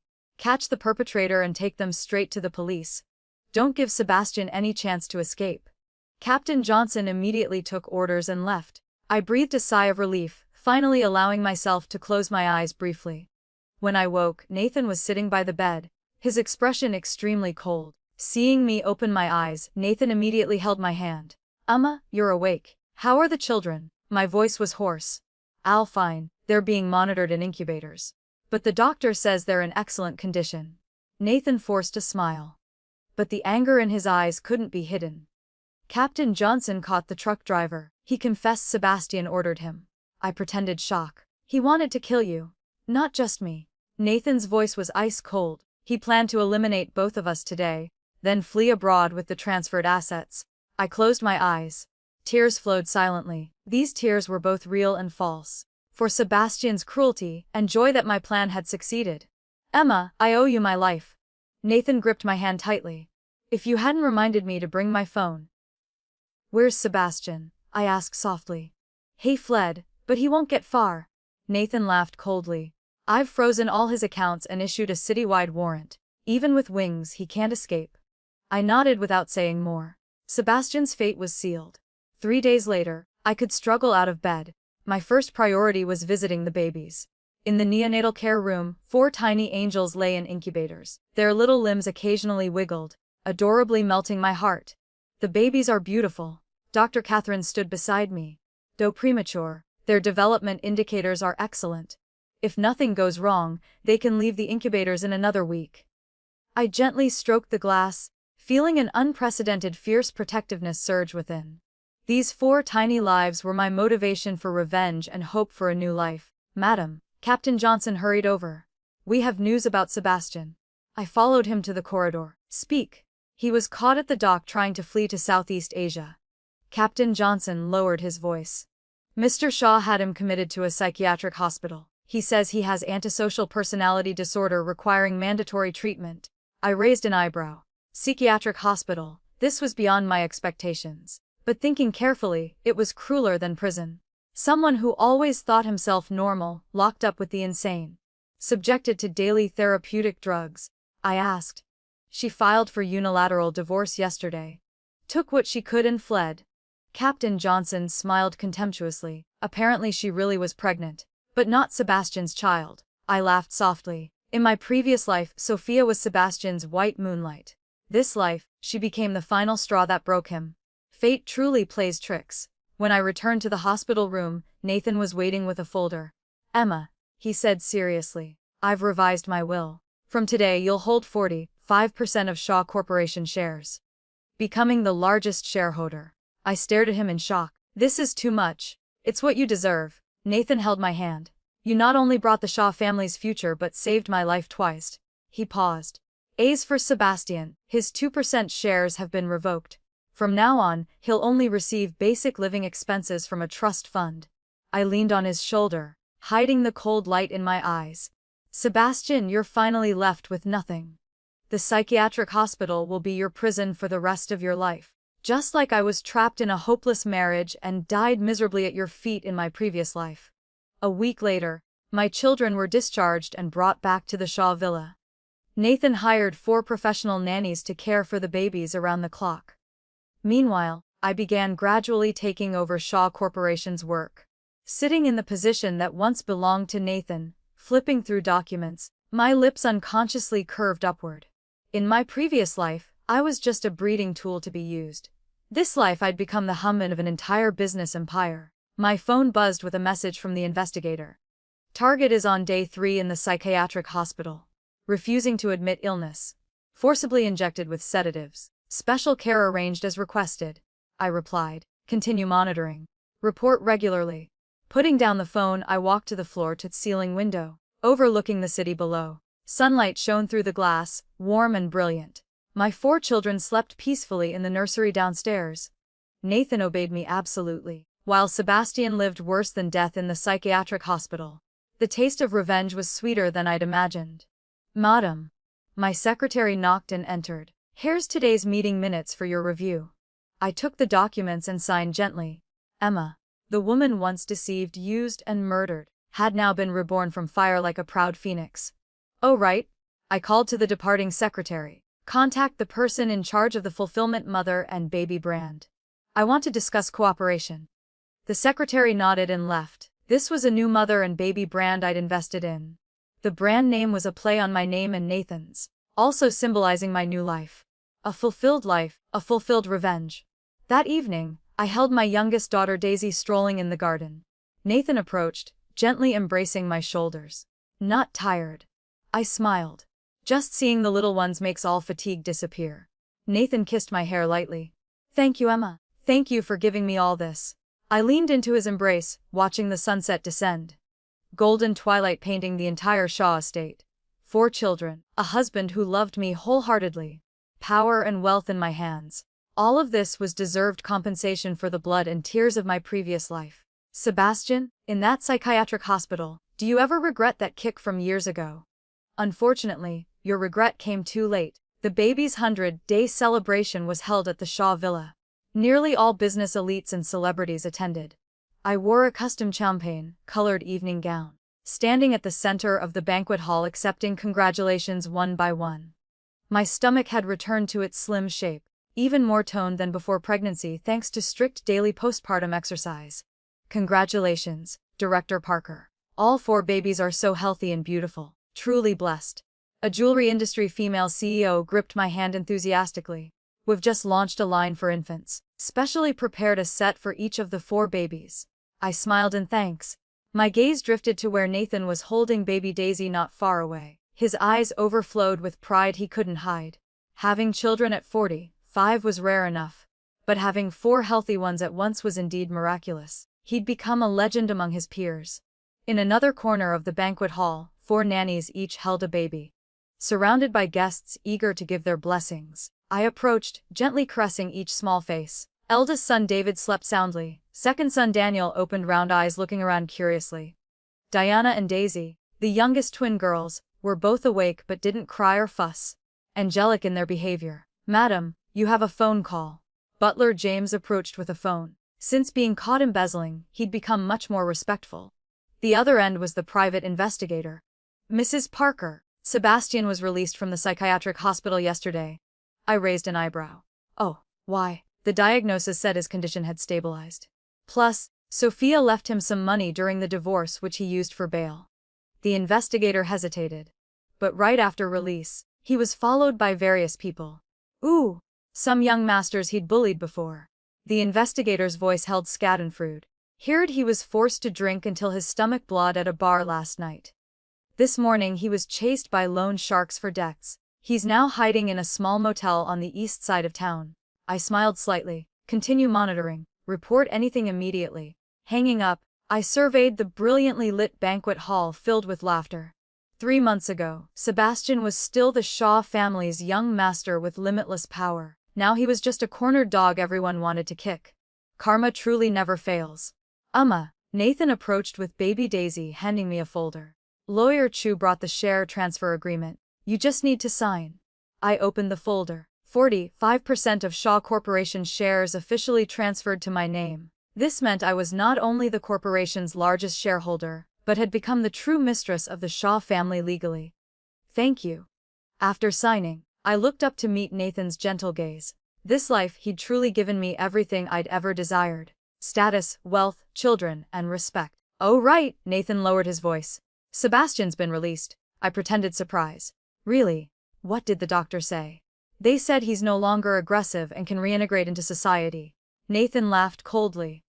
I've had people watching him. If he crosses any lines, he goes straight back to the hospital. I nodded without further comment. Sebastian was no longer a threat. Someone abandoned by family, divorced by his wife penniless. Living worse than death. After the party, I took my first board meeting as the largest shareholder. In the conference room, executives who once looked down on me now showed respectful deference. Regarding the development plan for the Fulfillment Mother and Baby brand, I opened the folder. I believe we should strengthen online marketing while opening physical experience stores. Vincent, once Sebastian's confidant, now my capable assistant, immediately agreed. Director Parker is wise. Our marketing department has detailed plans. The meeting ended. I remained alone in the office, opening my computer to view the latest photos the investigator had sent. Sebastian lay curled on a moldy bed in a cheap motel. Sallow, faced with sunken eyes, no trace remaining of the young master from before. The next photo pleased me even more. Sophia arm in arm with a young man entering a luxury jewelry store. Her belly showed a slight bump. Clearly several months pregnant. I put down the phone. Sunlight streamed through the window, falling warmly and brilliantly on me. The taste of revenge was truly sweeter than imagined. That evening when I returned home, the babies had just finished bathing. 4 small faces glowed pink, emanating that distinctive baby milk scent. I kissed each one, feeling unprecedented satisfaction surge within. Madame, the nanny said softly. Miss dear, Shaw called to say he has a social engagement tonight. He won't be home for dinner. I nodded, unsurprised. Since having the children, Nathan trusted me even more, giving me more freedom. This respectful yet distanced relationship actually made me more comfortable than forced intimacy. The 4 little ones played with their professional nannies. Seeing me enter, Diana and Daisy babbled, reaching out to be held. I picked up my 2 daughters, gently rocking them. Sunlight streamed through the window, warming us. In the afternoon, I visited the first physical store of the Fulfillment brand. The space was bright and spacious with exquisite decor. Every detail reflected my aesthetic taste and attention to quality. Director Parker, store manager Lisa approached. After 1 week since opening, sales have exceeded expectations threefold. I smiled, walking around the store, occasionally picking up products to examine carefully. This brand carried my love for my 4 children and crystallized my motherhood experience. Just as I got in the car, my phone rang. It was Nathan. Emma, I just received news. Sebastian died at the hospital. I gripped the phone tightly. What happened? Alcohol poisoning combined with stomach hemorrhaging. Couldn't be saved. His voice was wary. Police investigated. It was silent for a moment. Will you hold a funeral? No need. Nathan said coldly. He ceased being a Shaw family member long ago. Hanging up, I looked out the car window. Sebastian was dead, quietly ending his life in a hospital without even a funeral. In my previous life he caused my tragic death, mother and child perishing unjustly.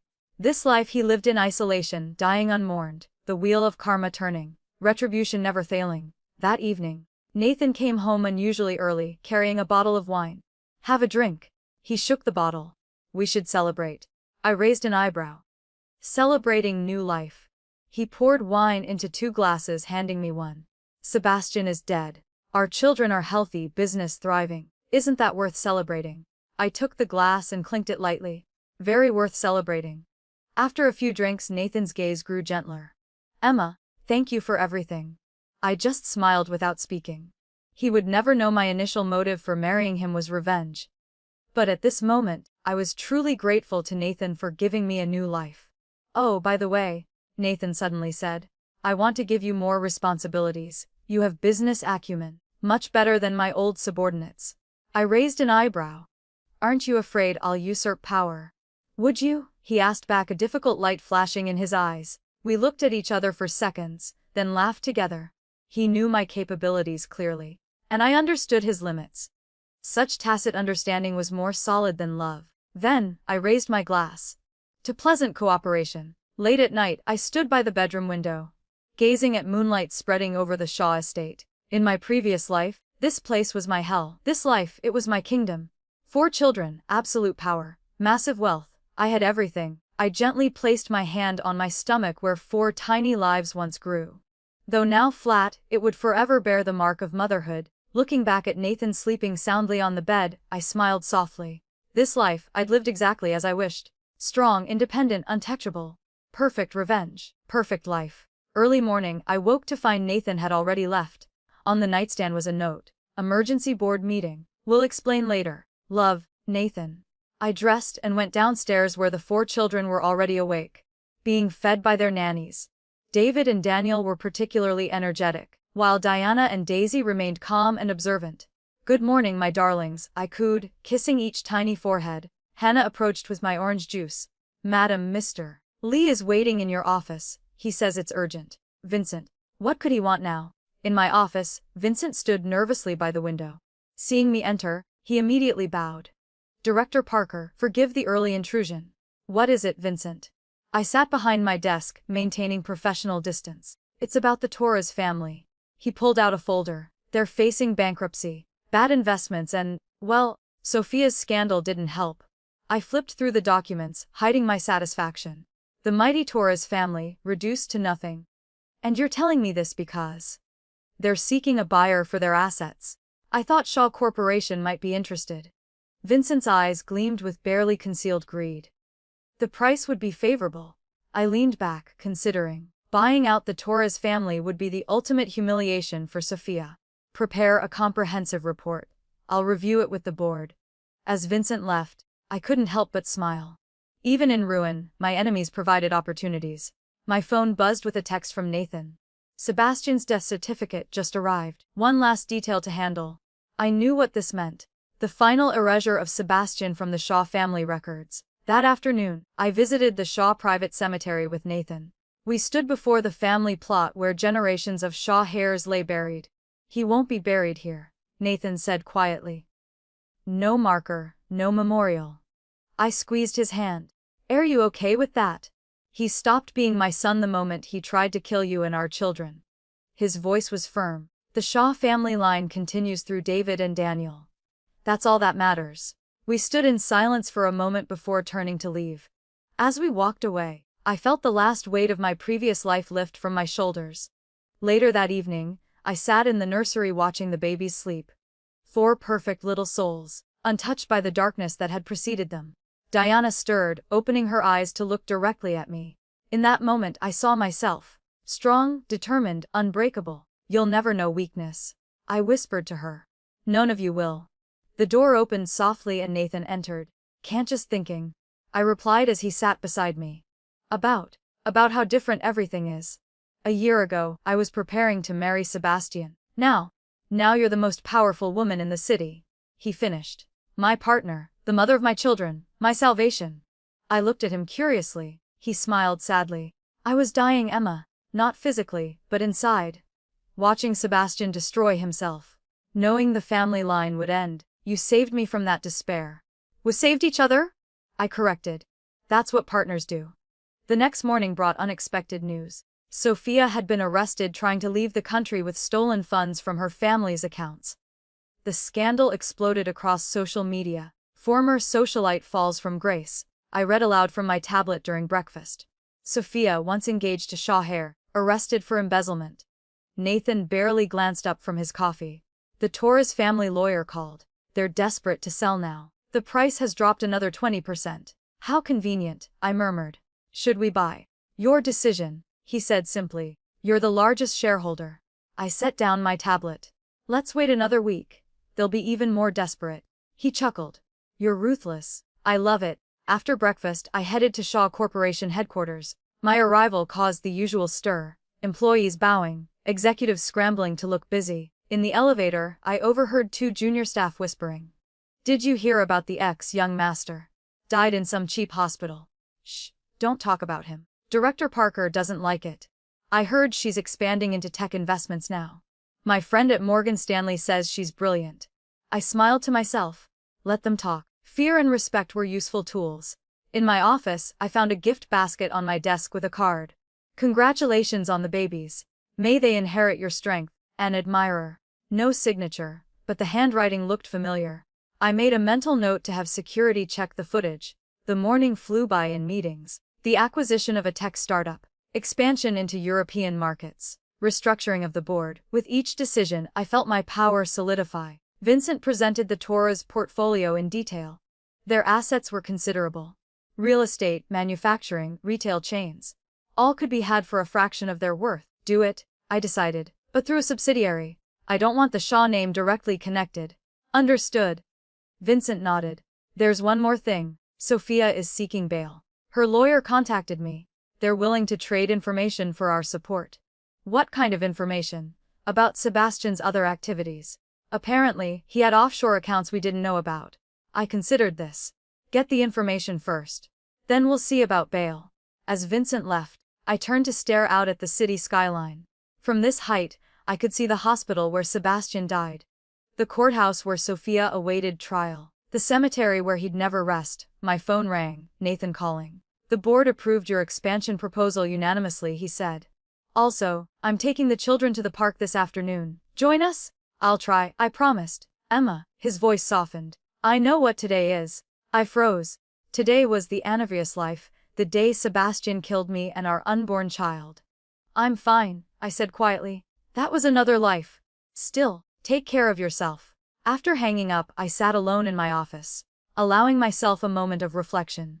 1 year ago, in another timeline, I died in a pool of blood, betrayed and broken. Now I sat at the pinnacle of power, my enemies destroyed, my children thriving. The phone rang again. The investigator. Mrs. Parker. Interesting development. A woman claiming to be Sebastian's mistress has surfaced. She says she's pregnant with his child. I sat up straighter. When? Timeline suggests before his hospitalization. She's demanding recognition and support from the Shaw family. A bitter laugh escaped me. Even in death, Sebastian caused complications. Send me everything you have, and find out if it's true. If Sebastian had a child, it would complicate things. Not legally, he'd been disowned. But emotionally for Nathan. I spent the afternoon reviewing the investigators' findings. The woman, Lily Chen, was a hostess from one of Sebastian's favorite clubs. The timeline checked out. She had photos, messages, even some gifts he'd given her. As I studied her picture, young, pretty, desperate, I felt an unexpected pang of sympathy. Another woman used and discarded by Sebastian. My decision came quickly. I called the investigator back, privately. 2 hours later, I sat across from Lily in a discreet hotel cafe. She was visibly pregnant, perhaps 5 months along. Mrs. Shaw, she began nervously. I know what you must think of me. I think you're a young woman in a difficult situation, I interrupted. Tell me what you want. Her story spilled out. The promises Sebastian made. The luxury he showed her. Then the abandonment when he got engaged to Sophia. Classic Sebastian. I don't want to cause trouble, she finished. I can't raise this baby alone. I studied her carefully. What if I told you Sebastian is dead? The color drained from her face. When? How? 2 days ago. Alcohol poisoning. I let that sink in. The Shaw family doesn't recognize any claims from him. Legally, you have no recourse. Tears rolled down her cheeks. I don't know what to do.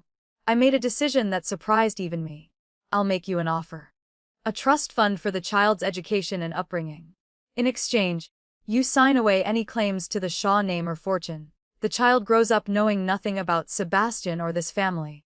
Why would you help me? She asked suspiciously. Because every child deserves a chance, I said simply. And because I know what it's like to be used by Sebastian. She agreed, of course. What choice did she have? As I watched her leave with the contract and first check, I felt a strange sense of closure. Sebastian's child would exist in the world, but would never know the poison of the Shaw legacy. Returning to the office, I found Nathan waiting with the children and nannies. They'd transformed my office into an impromptu playground. Surprise, he said, bouncing Daisy on his knee. The park was too cold, so we came here. I smiled, genuinely touched. Perfect timing. I need some baby therapy.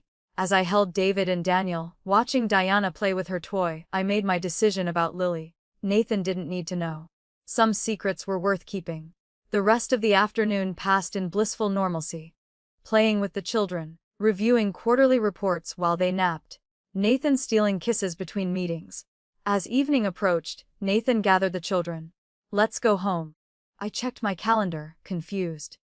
I don't have any. Yes, you do, he said mysteriously. Conference room 3. Don't keep them waiting. Curious, I made my way to the conference room.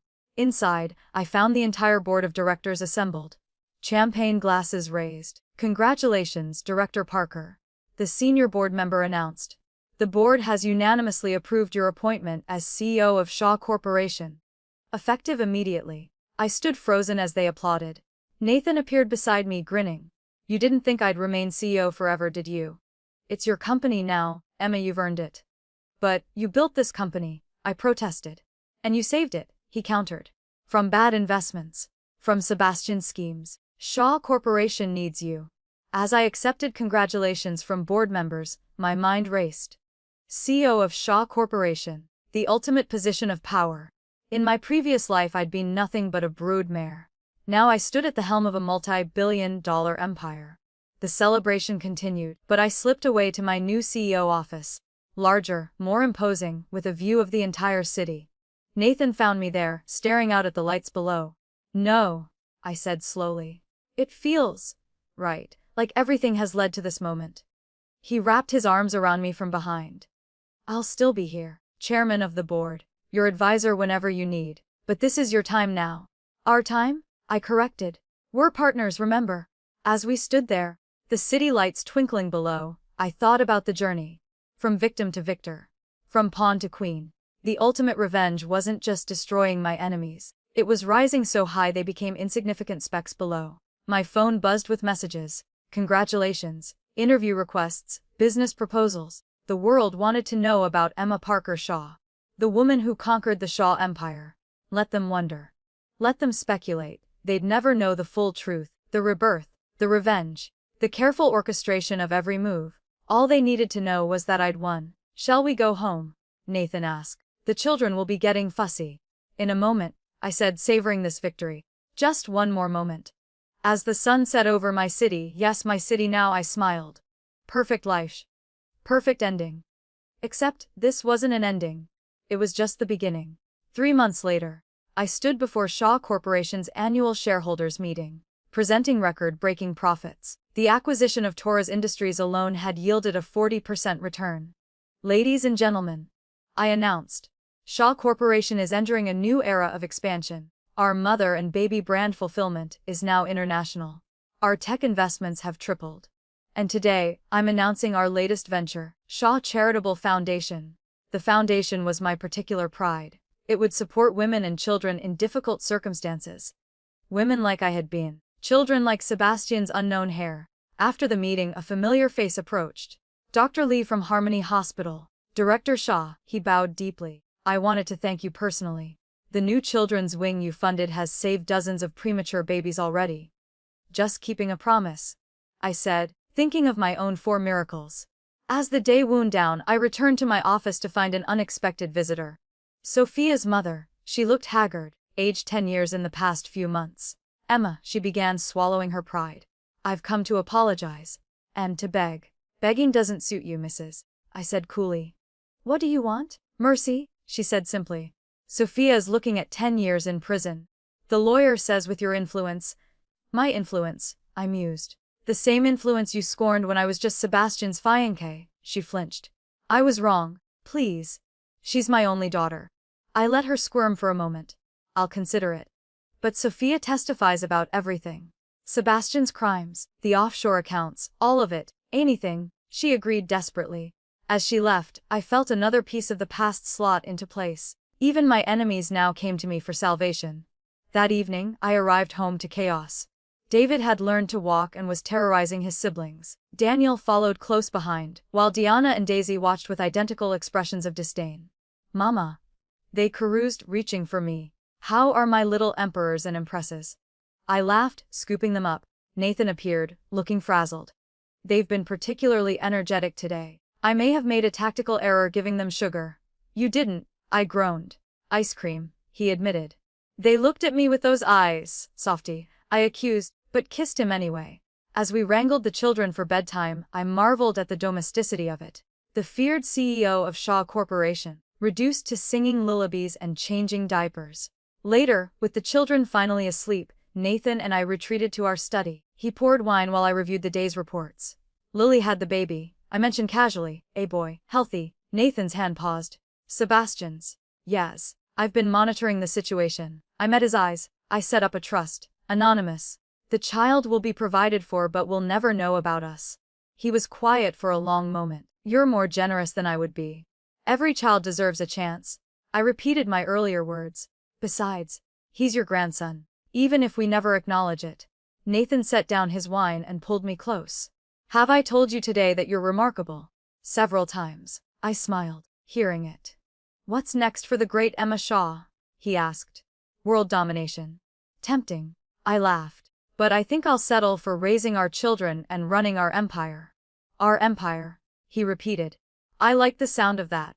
The next morning brought fresh challenges. A hostile takeover attempt from a European conglomerate. I smiled as I reviewed their offer. They had no idea who they were dealing with. By noon, I'd not only blocked their attempt but initiated a counter-takeover. By market close, Shaw Corporation had absorbed 3 of their subsidiaries. Remind me never to cross you, Vincent said admiringly as we wrapped up the acquisition. Wise policy. I agreed. In the afternoon, I visited the Shaw Charitable Foundation's first shelter for women and children. Walking through the bright, safe spaces, I remembered my own desperation in my previous life. Mrs. Shaw. The director approached. We have a special request. A young woman pregnant, escaping an abusive situation. She has nowhere else to go. Bring her in, I said immediately. Whatever she needs. As I toured the facility, my phone rang. The investigator. Mrs. Shaw, thought you should know. They're moving Sebastian's remains today. The city reclaimed the burial plot for non-payment. Even in death, Sebastian faced indignity. Let them? I said. He's not our concern anymore. That evening I stood on the terrace of our villa, watching my children play in the garden. 4 beautiful souls, untouched by the darkness of their origins. Nathan joined me, wrapping his arms around my waist. Penny, for your thoughts. Just thinking how different everything could have been, I admitted. If I hadn't been reborn. If I hadn't made different choices, but you were. And you did, he said simply. And here we are. Here we were indeed. Masters of an empire, parents to 4 perfect children. Partners in every sense. The Shaw family curse of single heirs was broken. The cycle of pain ended. As twilight descended, painting the sky in shades of gold and crimson, I felt a profound sense of completion. Not because my revenge was complete, it had been for months, but because I'd built something greater from the ashes of my former life. Mom. David called, toddling toward us with his siblings in pursuit. Story. Story? Which story would you like? I asked, gathering them close. The one about the princess. Diana demanded. I smiled, thinking of my own story. A princess who became a queen. Not through marriage or birthright, but through her own strength and determination. Once upon a time, I began, there was a brave princess who learned that the best revenge is a life well lived. As I spun tales for my children, the stars emerged one by one. Nathan listened too, his hand in mine. Our empire secure, our family complete. In my previous life, Sebastian had killed me with a kick fueled by drunken rage. In this life, I'd destroyed him with careful planning and cold precision. But more than that, I'd built a life so magnificent that his memory became nothing more than a footnote in my grand story. The ultimate revenge, it wasn't his destruction. It was my triumph, my happiness, my fulfillment. As the children yawned and Nathan carried them inside for bed, I lingered on the terrace. The city below sparkled with promise. The Shaw Corporation building standing tallest among the lights. Thank you, I whispered to whatever force had given me this second chance. Tomorrow would bring new challenges, new victories, but tonight I was simply Emma Shaw, mother, wife, CEO survivor, and that was more than enough. In the distance, a shooting star blazed across the sky. I didn't make a wish. I had everything I could ever want. The next morning, life continued its beautiful rhythm. Breakfast with the children, reviewing merger proposals, lunch with potential investors, afternoon at the foundation. But as I signed documents in my office, my assistant knocked urgently. Mrs. Shaw, there's a situation. A woman in the lobby claims to be your sister. I froze. In my previous life, I'd had no family. In this one, I'd never looked back at my origins. Send her up, I decided. But have security standing by. The woman who entered hauntingly familiar. Same eyes, same bone structure, but worn down by hard living. Emma, she said hesitantly. It's me, Julie, your sister. Memories flooded back, not from this life, but from before. A sister I'd lost contact with when our parents died. She'd been abroad unreachable. I'd been alone. Julie, how do you find me? Are you kidding? CEO of Shaw Corporation. When I saw your picture, she gestured helplessly. I couldn't believe it was really you. We talked for hours. Her story was one of struggle, failed marriage, dead-end jobs scraping by, so different from my path. I'm not here for money, she said quickly. I missed my sister. Looking at her, I made another decision that would have shocked my former self. Family, I'd built a new one. But here was a piece of my old life. Stay for dinner, I offered. Meet my husband and children. We'll figure out the rest. Her tears told me I'd made the right choice. That evening, as Julie charmed my children with stories of our childhood, Nathan pulled me aside. You're full of surprises, he murmured. Good ones, I hope. The best ones. As the weeks passed, Julie integrated into our lives. She had a gift with children, becoming an unofficial fifth nanny. The children adored their Aunt Julie, and I found unexpected joy in having family beyond what I'd built. One morning, she joined me for breakfast after the children left for their enrichment classes. I still can't believe this is your life, she said, gesturing at the opulent dining room. Sometimes neither can I admitted. Julie, there's something I never told anyone about how I got here. I don't know why I felt compelled to share, but I told her everything. The previous life, Sebastian's cruelty, my death and rebirth. She listened without interrupting, her face cycling through shock, anger, and amazement. That explains so much, she finally said. The way you look at the children sometimes, like you're seeing miracles. The way you hold yourself, like someone who's conquered death itself. You believe me? Emma, I lost you once. The fact that I'm sitting here with you now, I'd believe anything. She reached across the table, squeezing my hand. I'm glad you got your second chance. And that you made the most of it. Having someone who knew my whole truth was unexpectedly liberating. Julie became my confidante. The keeper of my secret. The bridge between who I'd been and who I'd become. Meanwhile, Shaw Corporation continued its meteoric rise. We acquired companies, launched new ventures. My reputation grew. The ice queen of the boardroom. The philanthropist with a heart. The mother who balanced it all. 1 year after Sebastian's death, I received an unexpected package. Inside was a letter and a small velvet box. The letter was from Lily. Mrs. Shaw, I wanted you to know that we're doing well. My son is healthy and happy. I've named him Lucas. It means bringer of light. Thank you for giving us a chance at a good life. I've enclosed something I thought you should have. The box contained a ring. The Shaw family signet that Sebastian had worn. Lily must have kept it as proof of their relationship.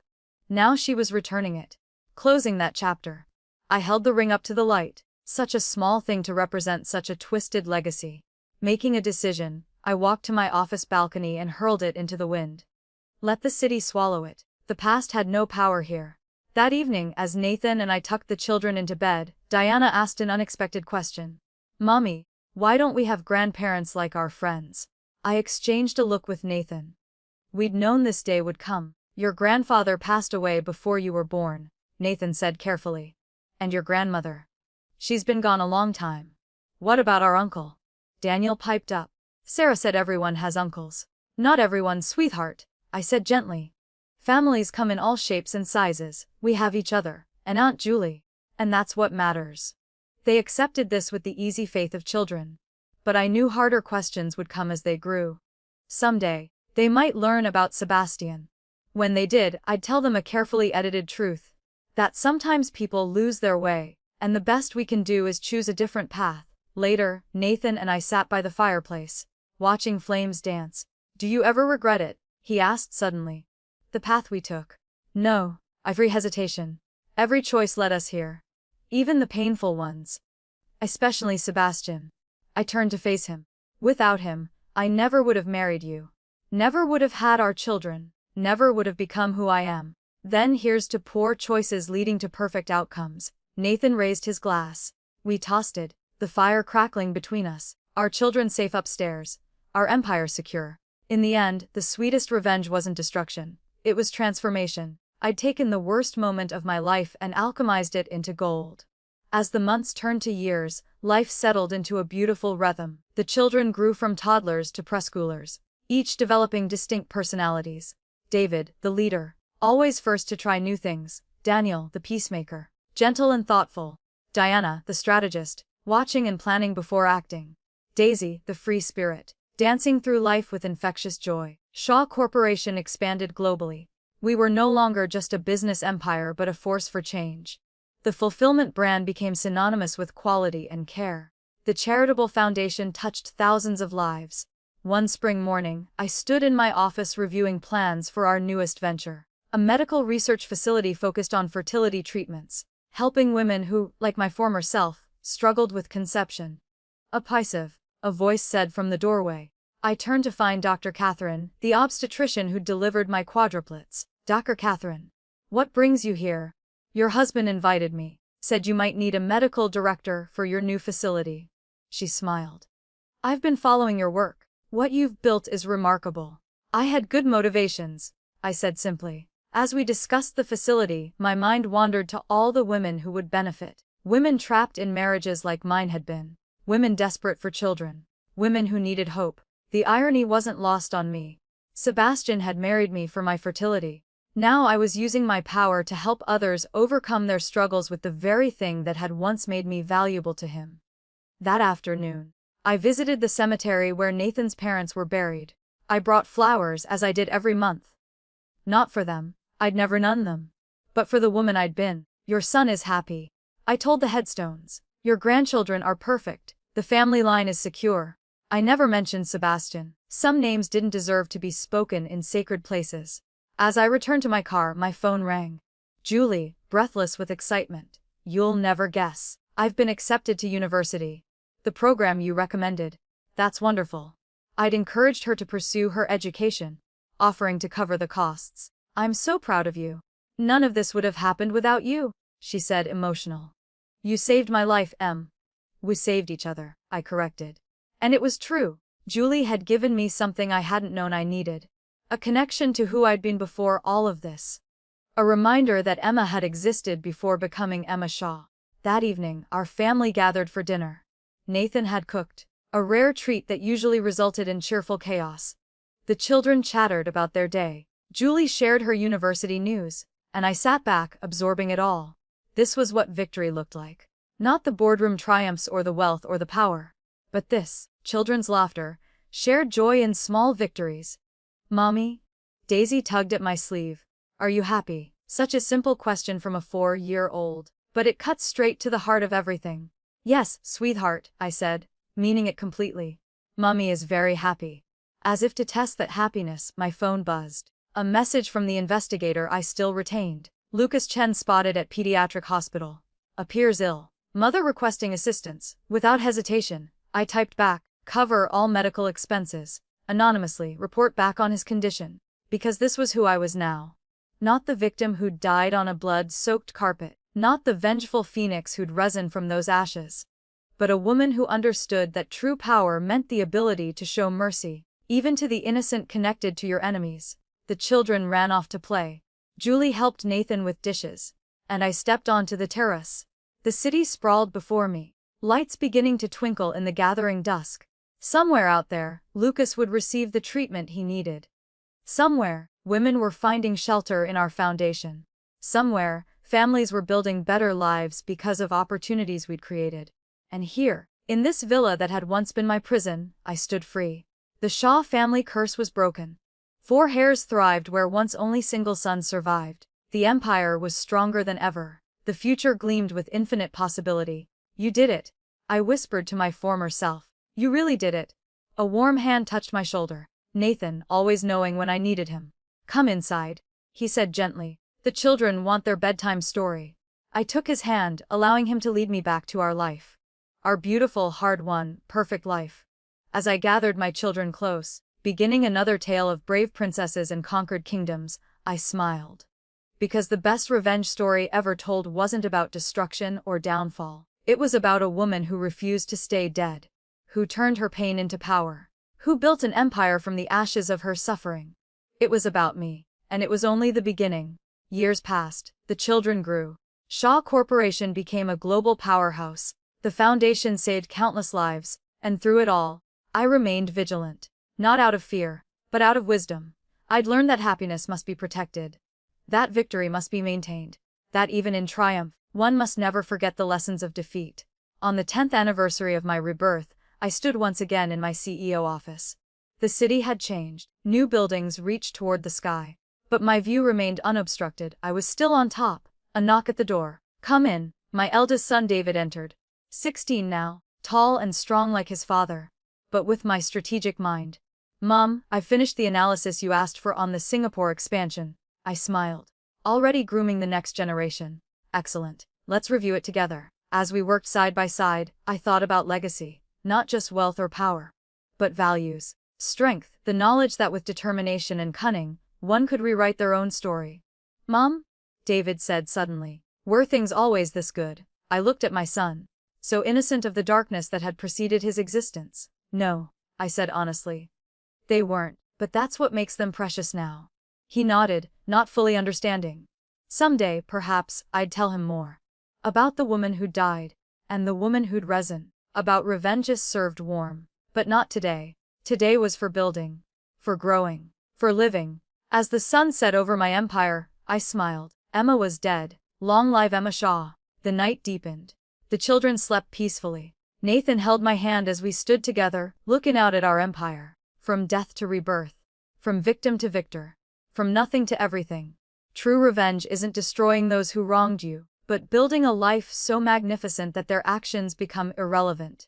Emma's story teaches us that rebirth, whether literal or metaphorical, offers the chance to transform pain into power.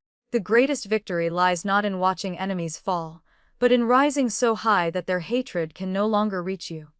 When given a second chance, use wisdom from past wounds to create an empire of happiness, protecting the innocent while showing mercy even to those connected to your tormentors.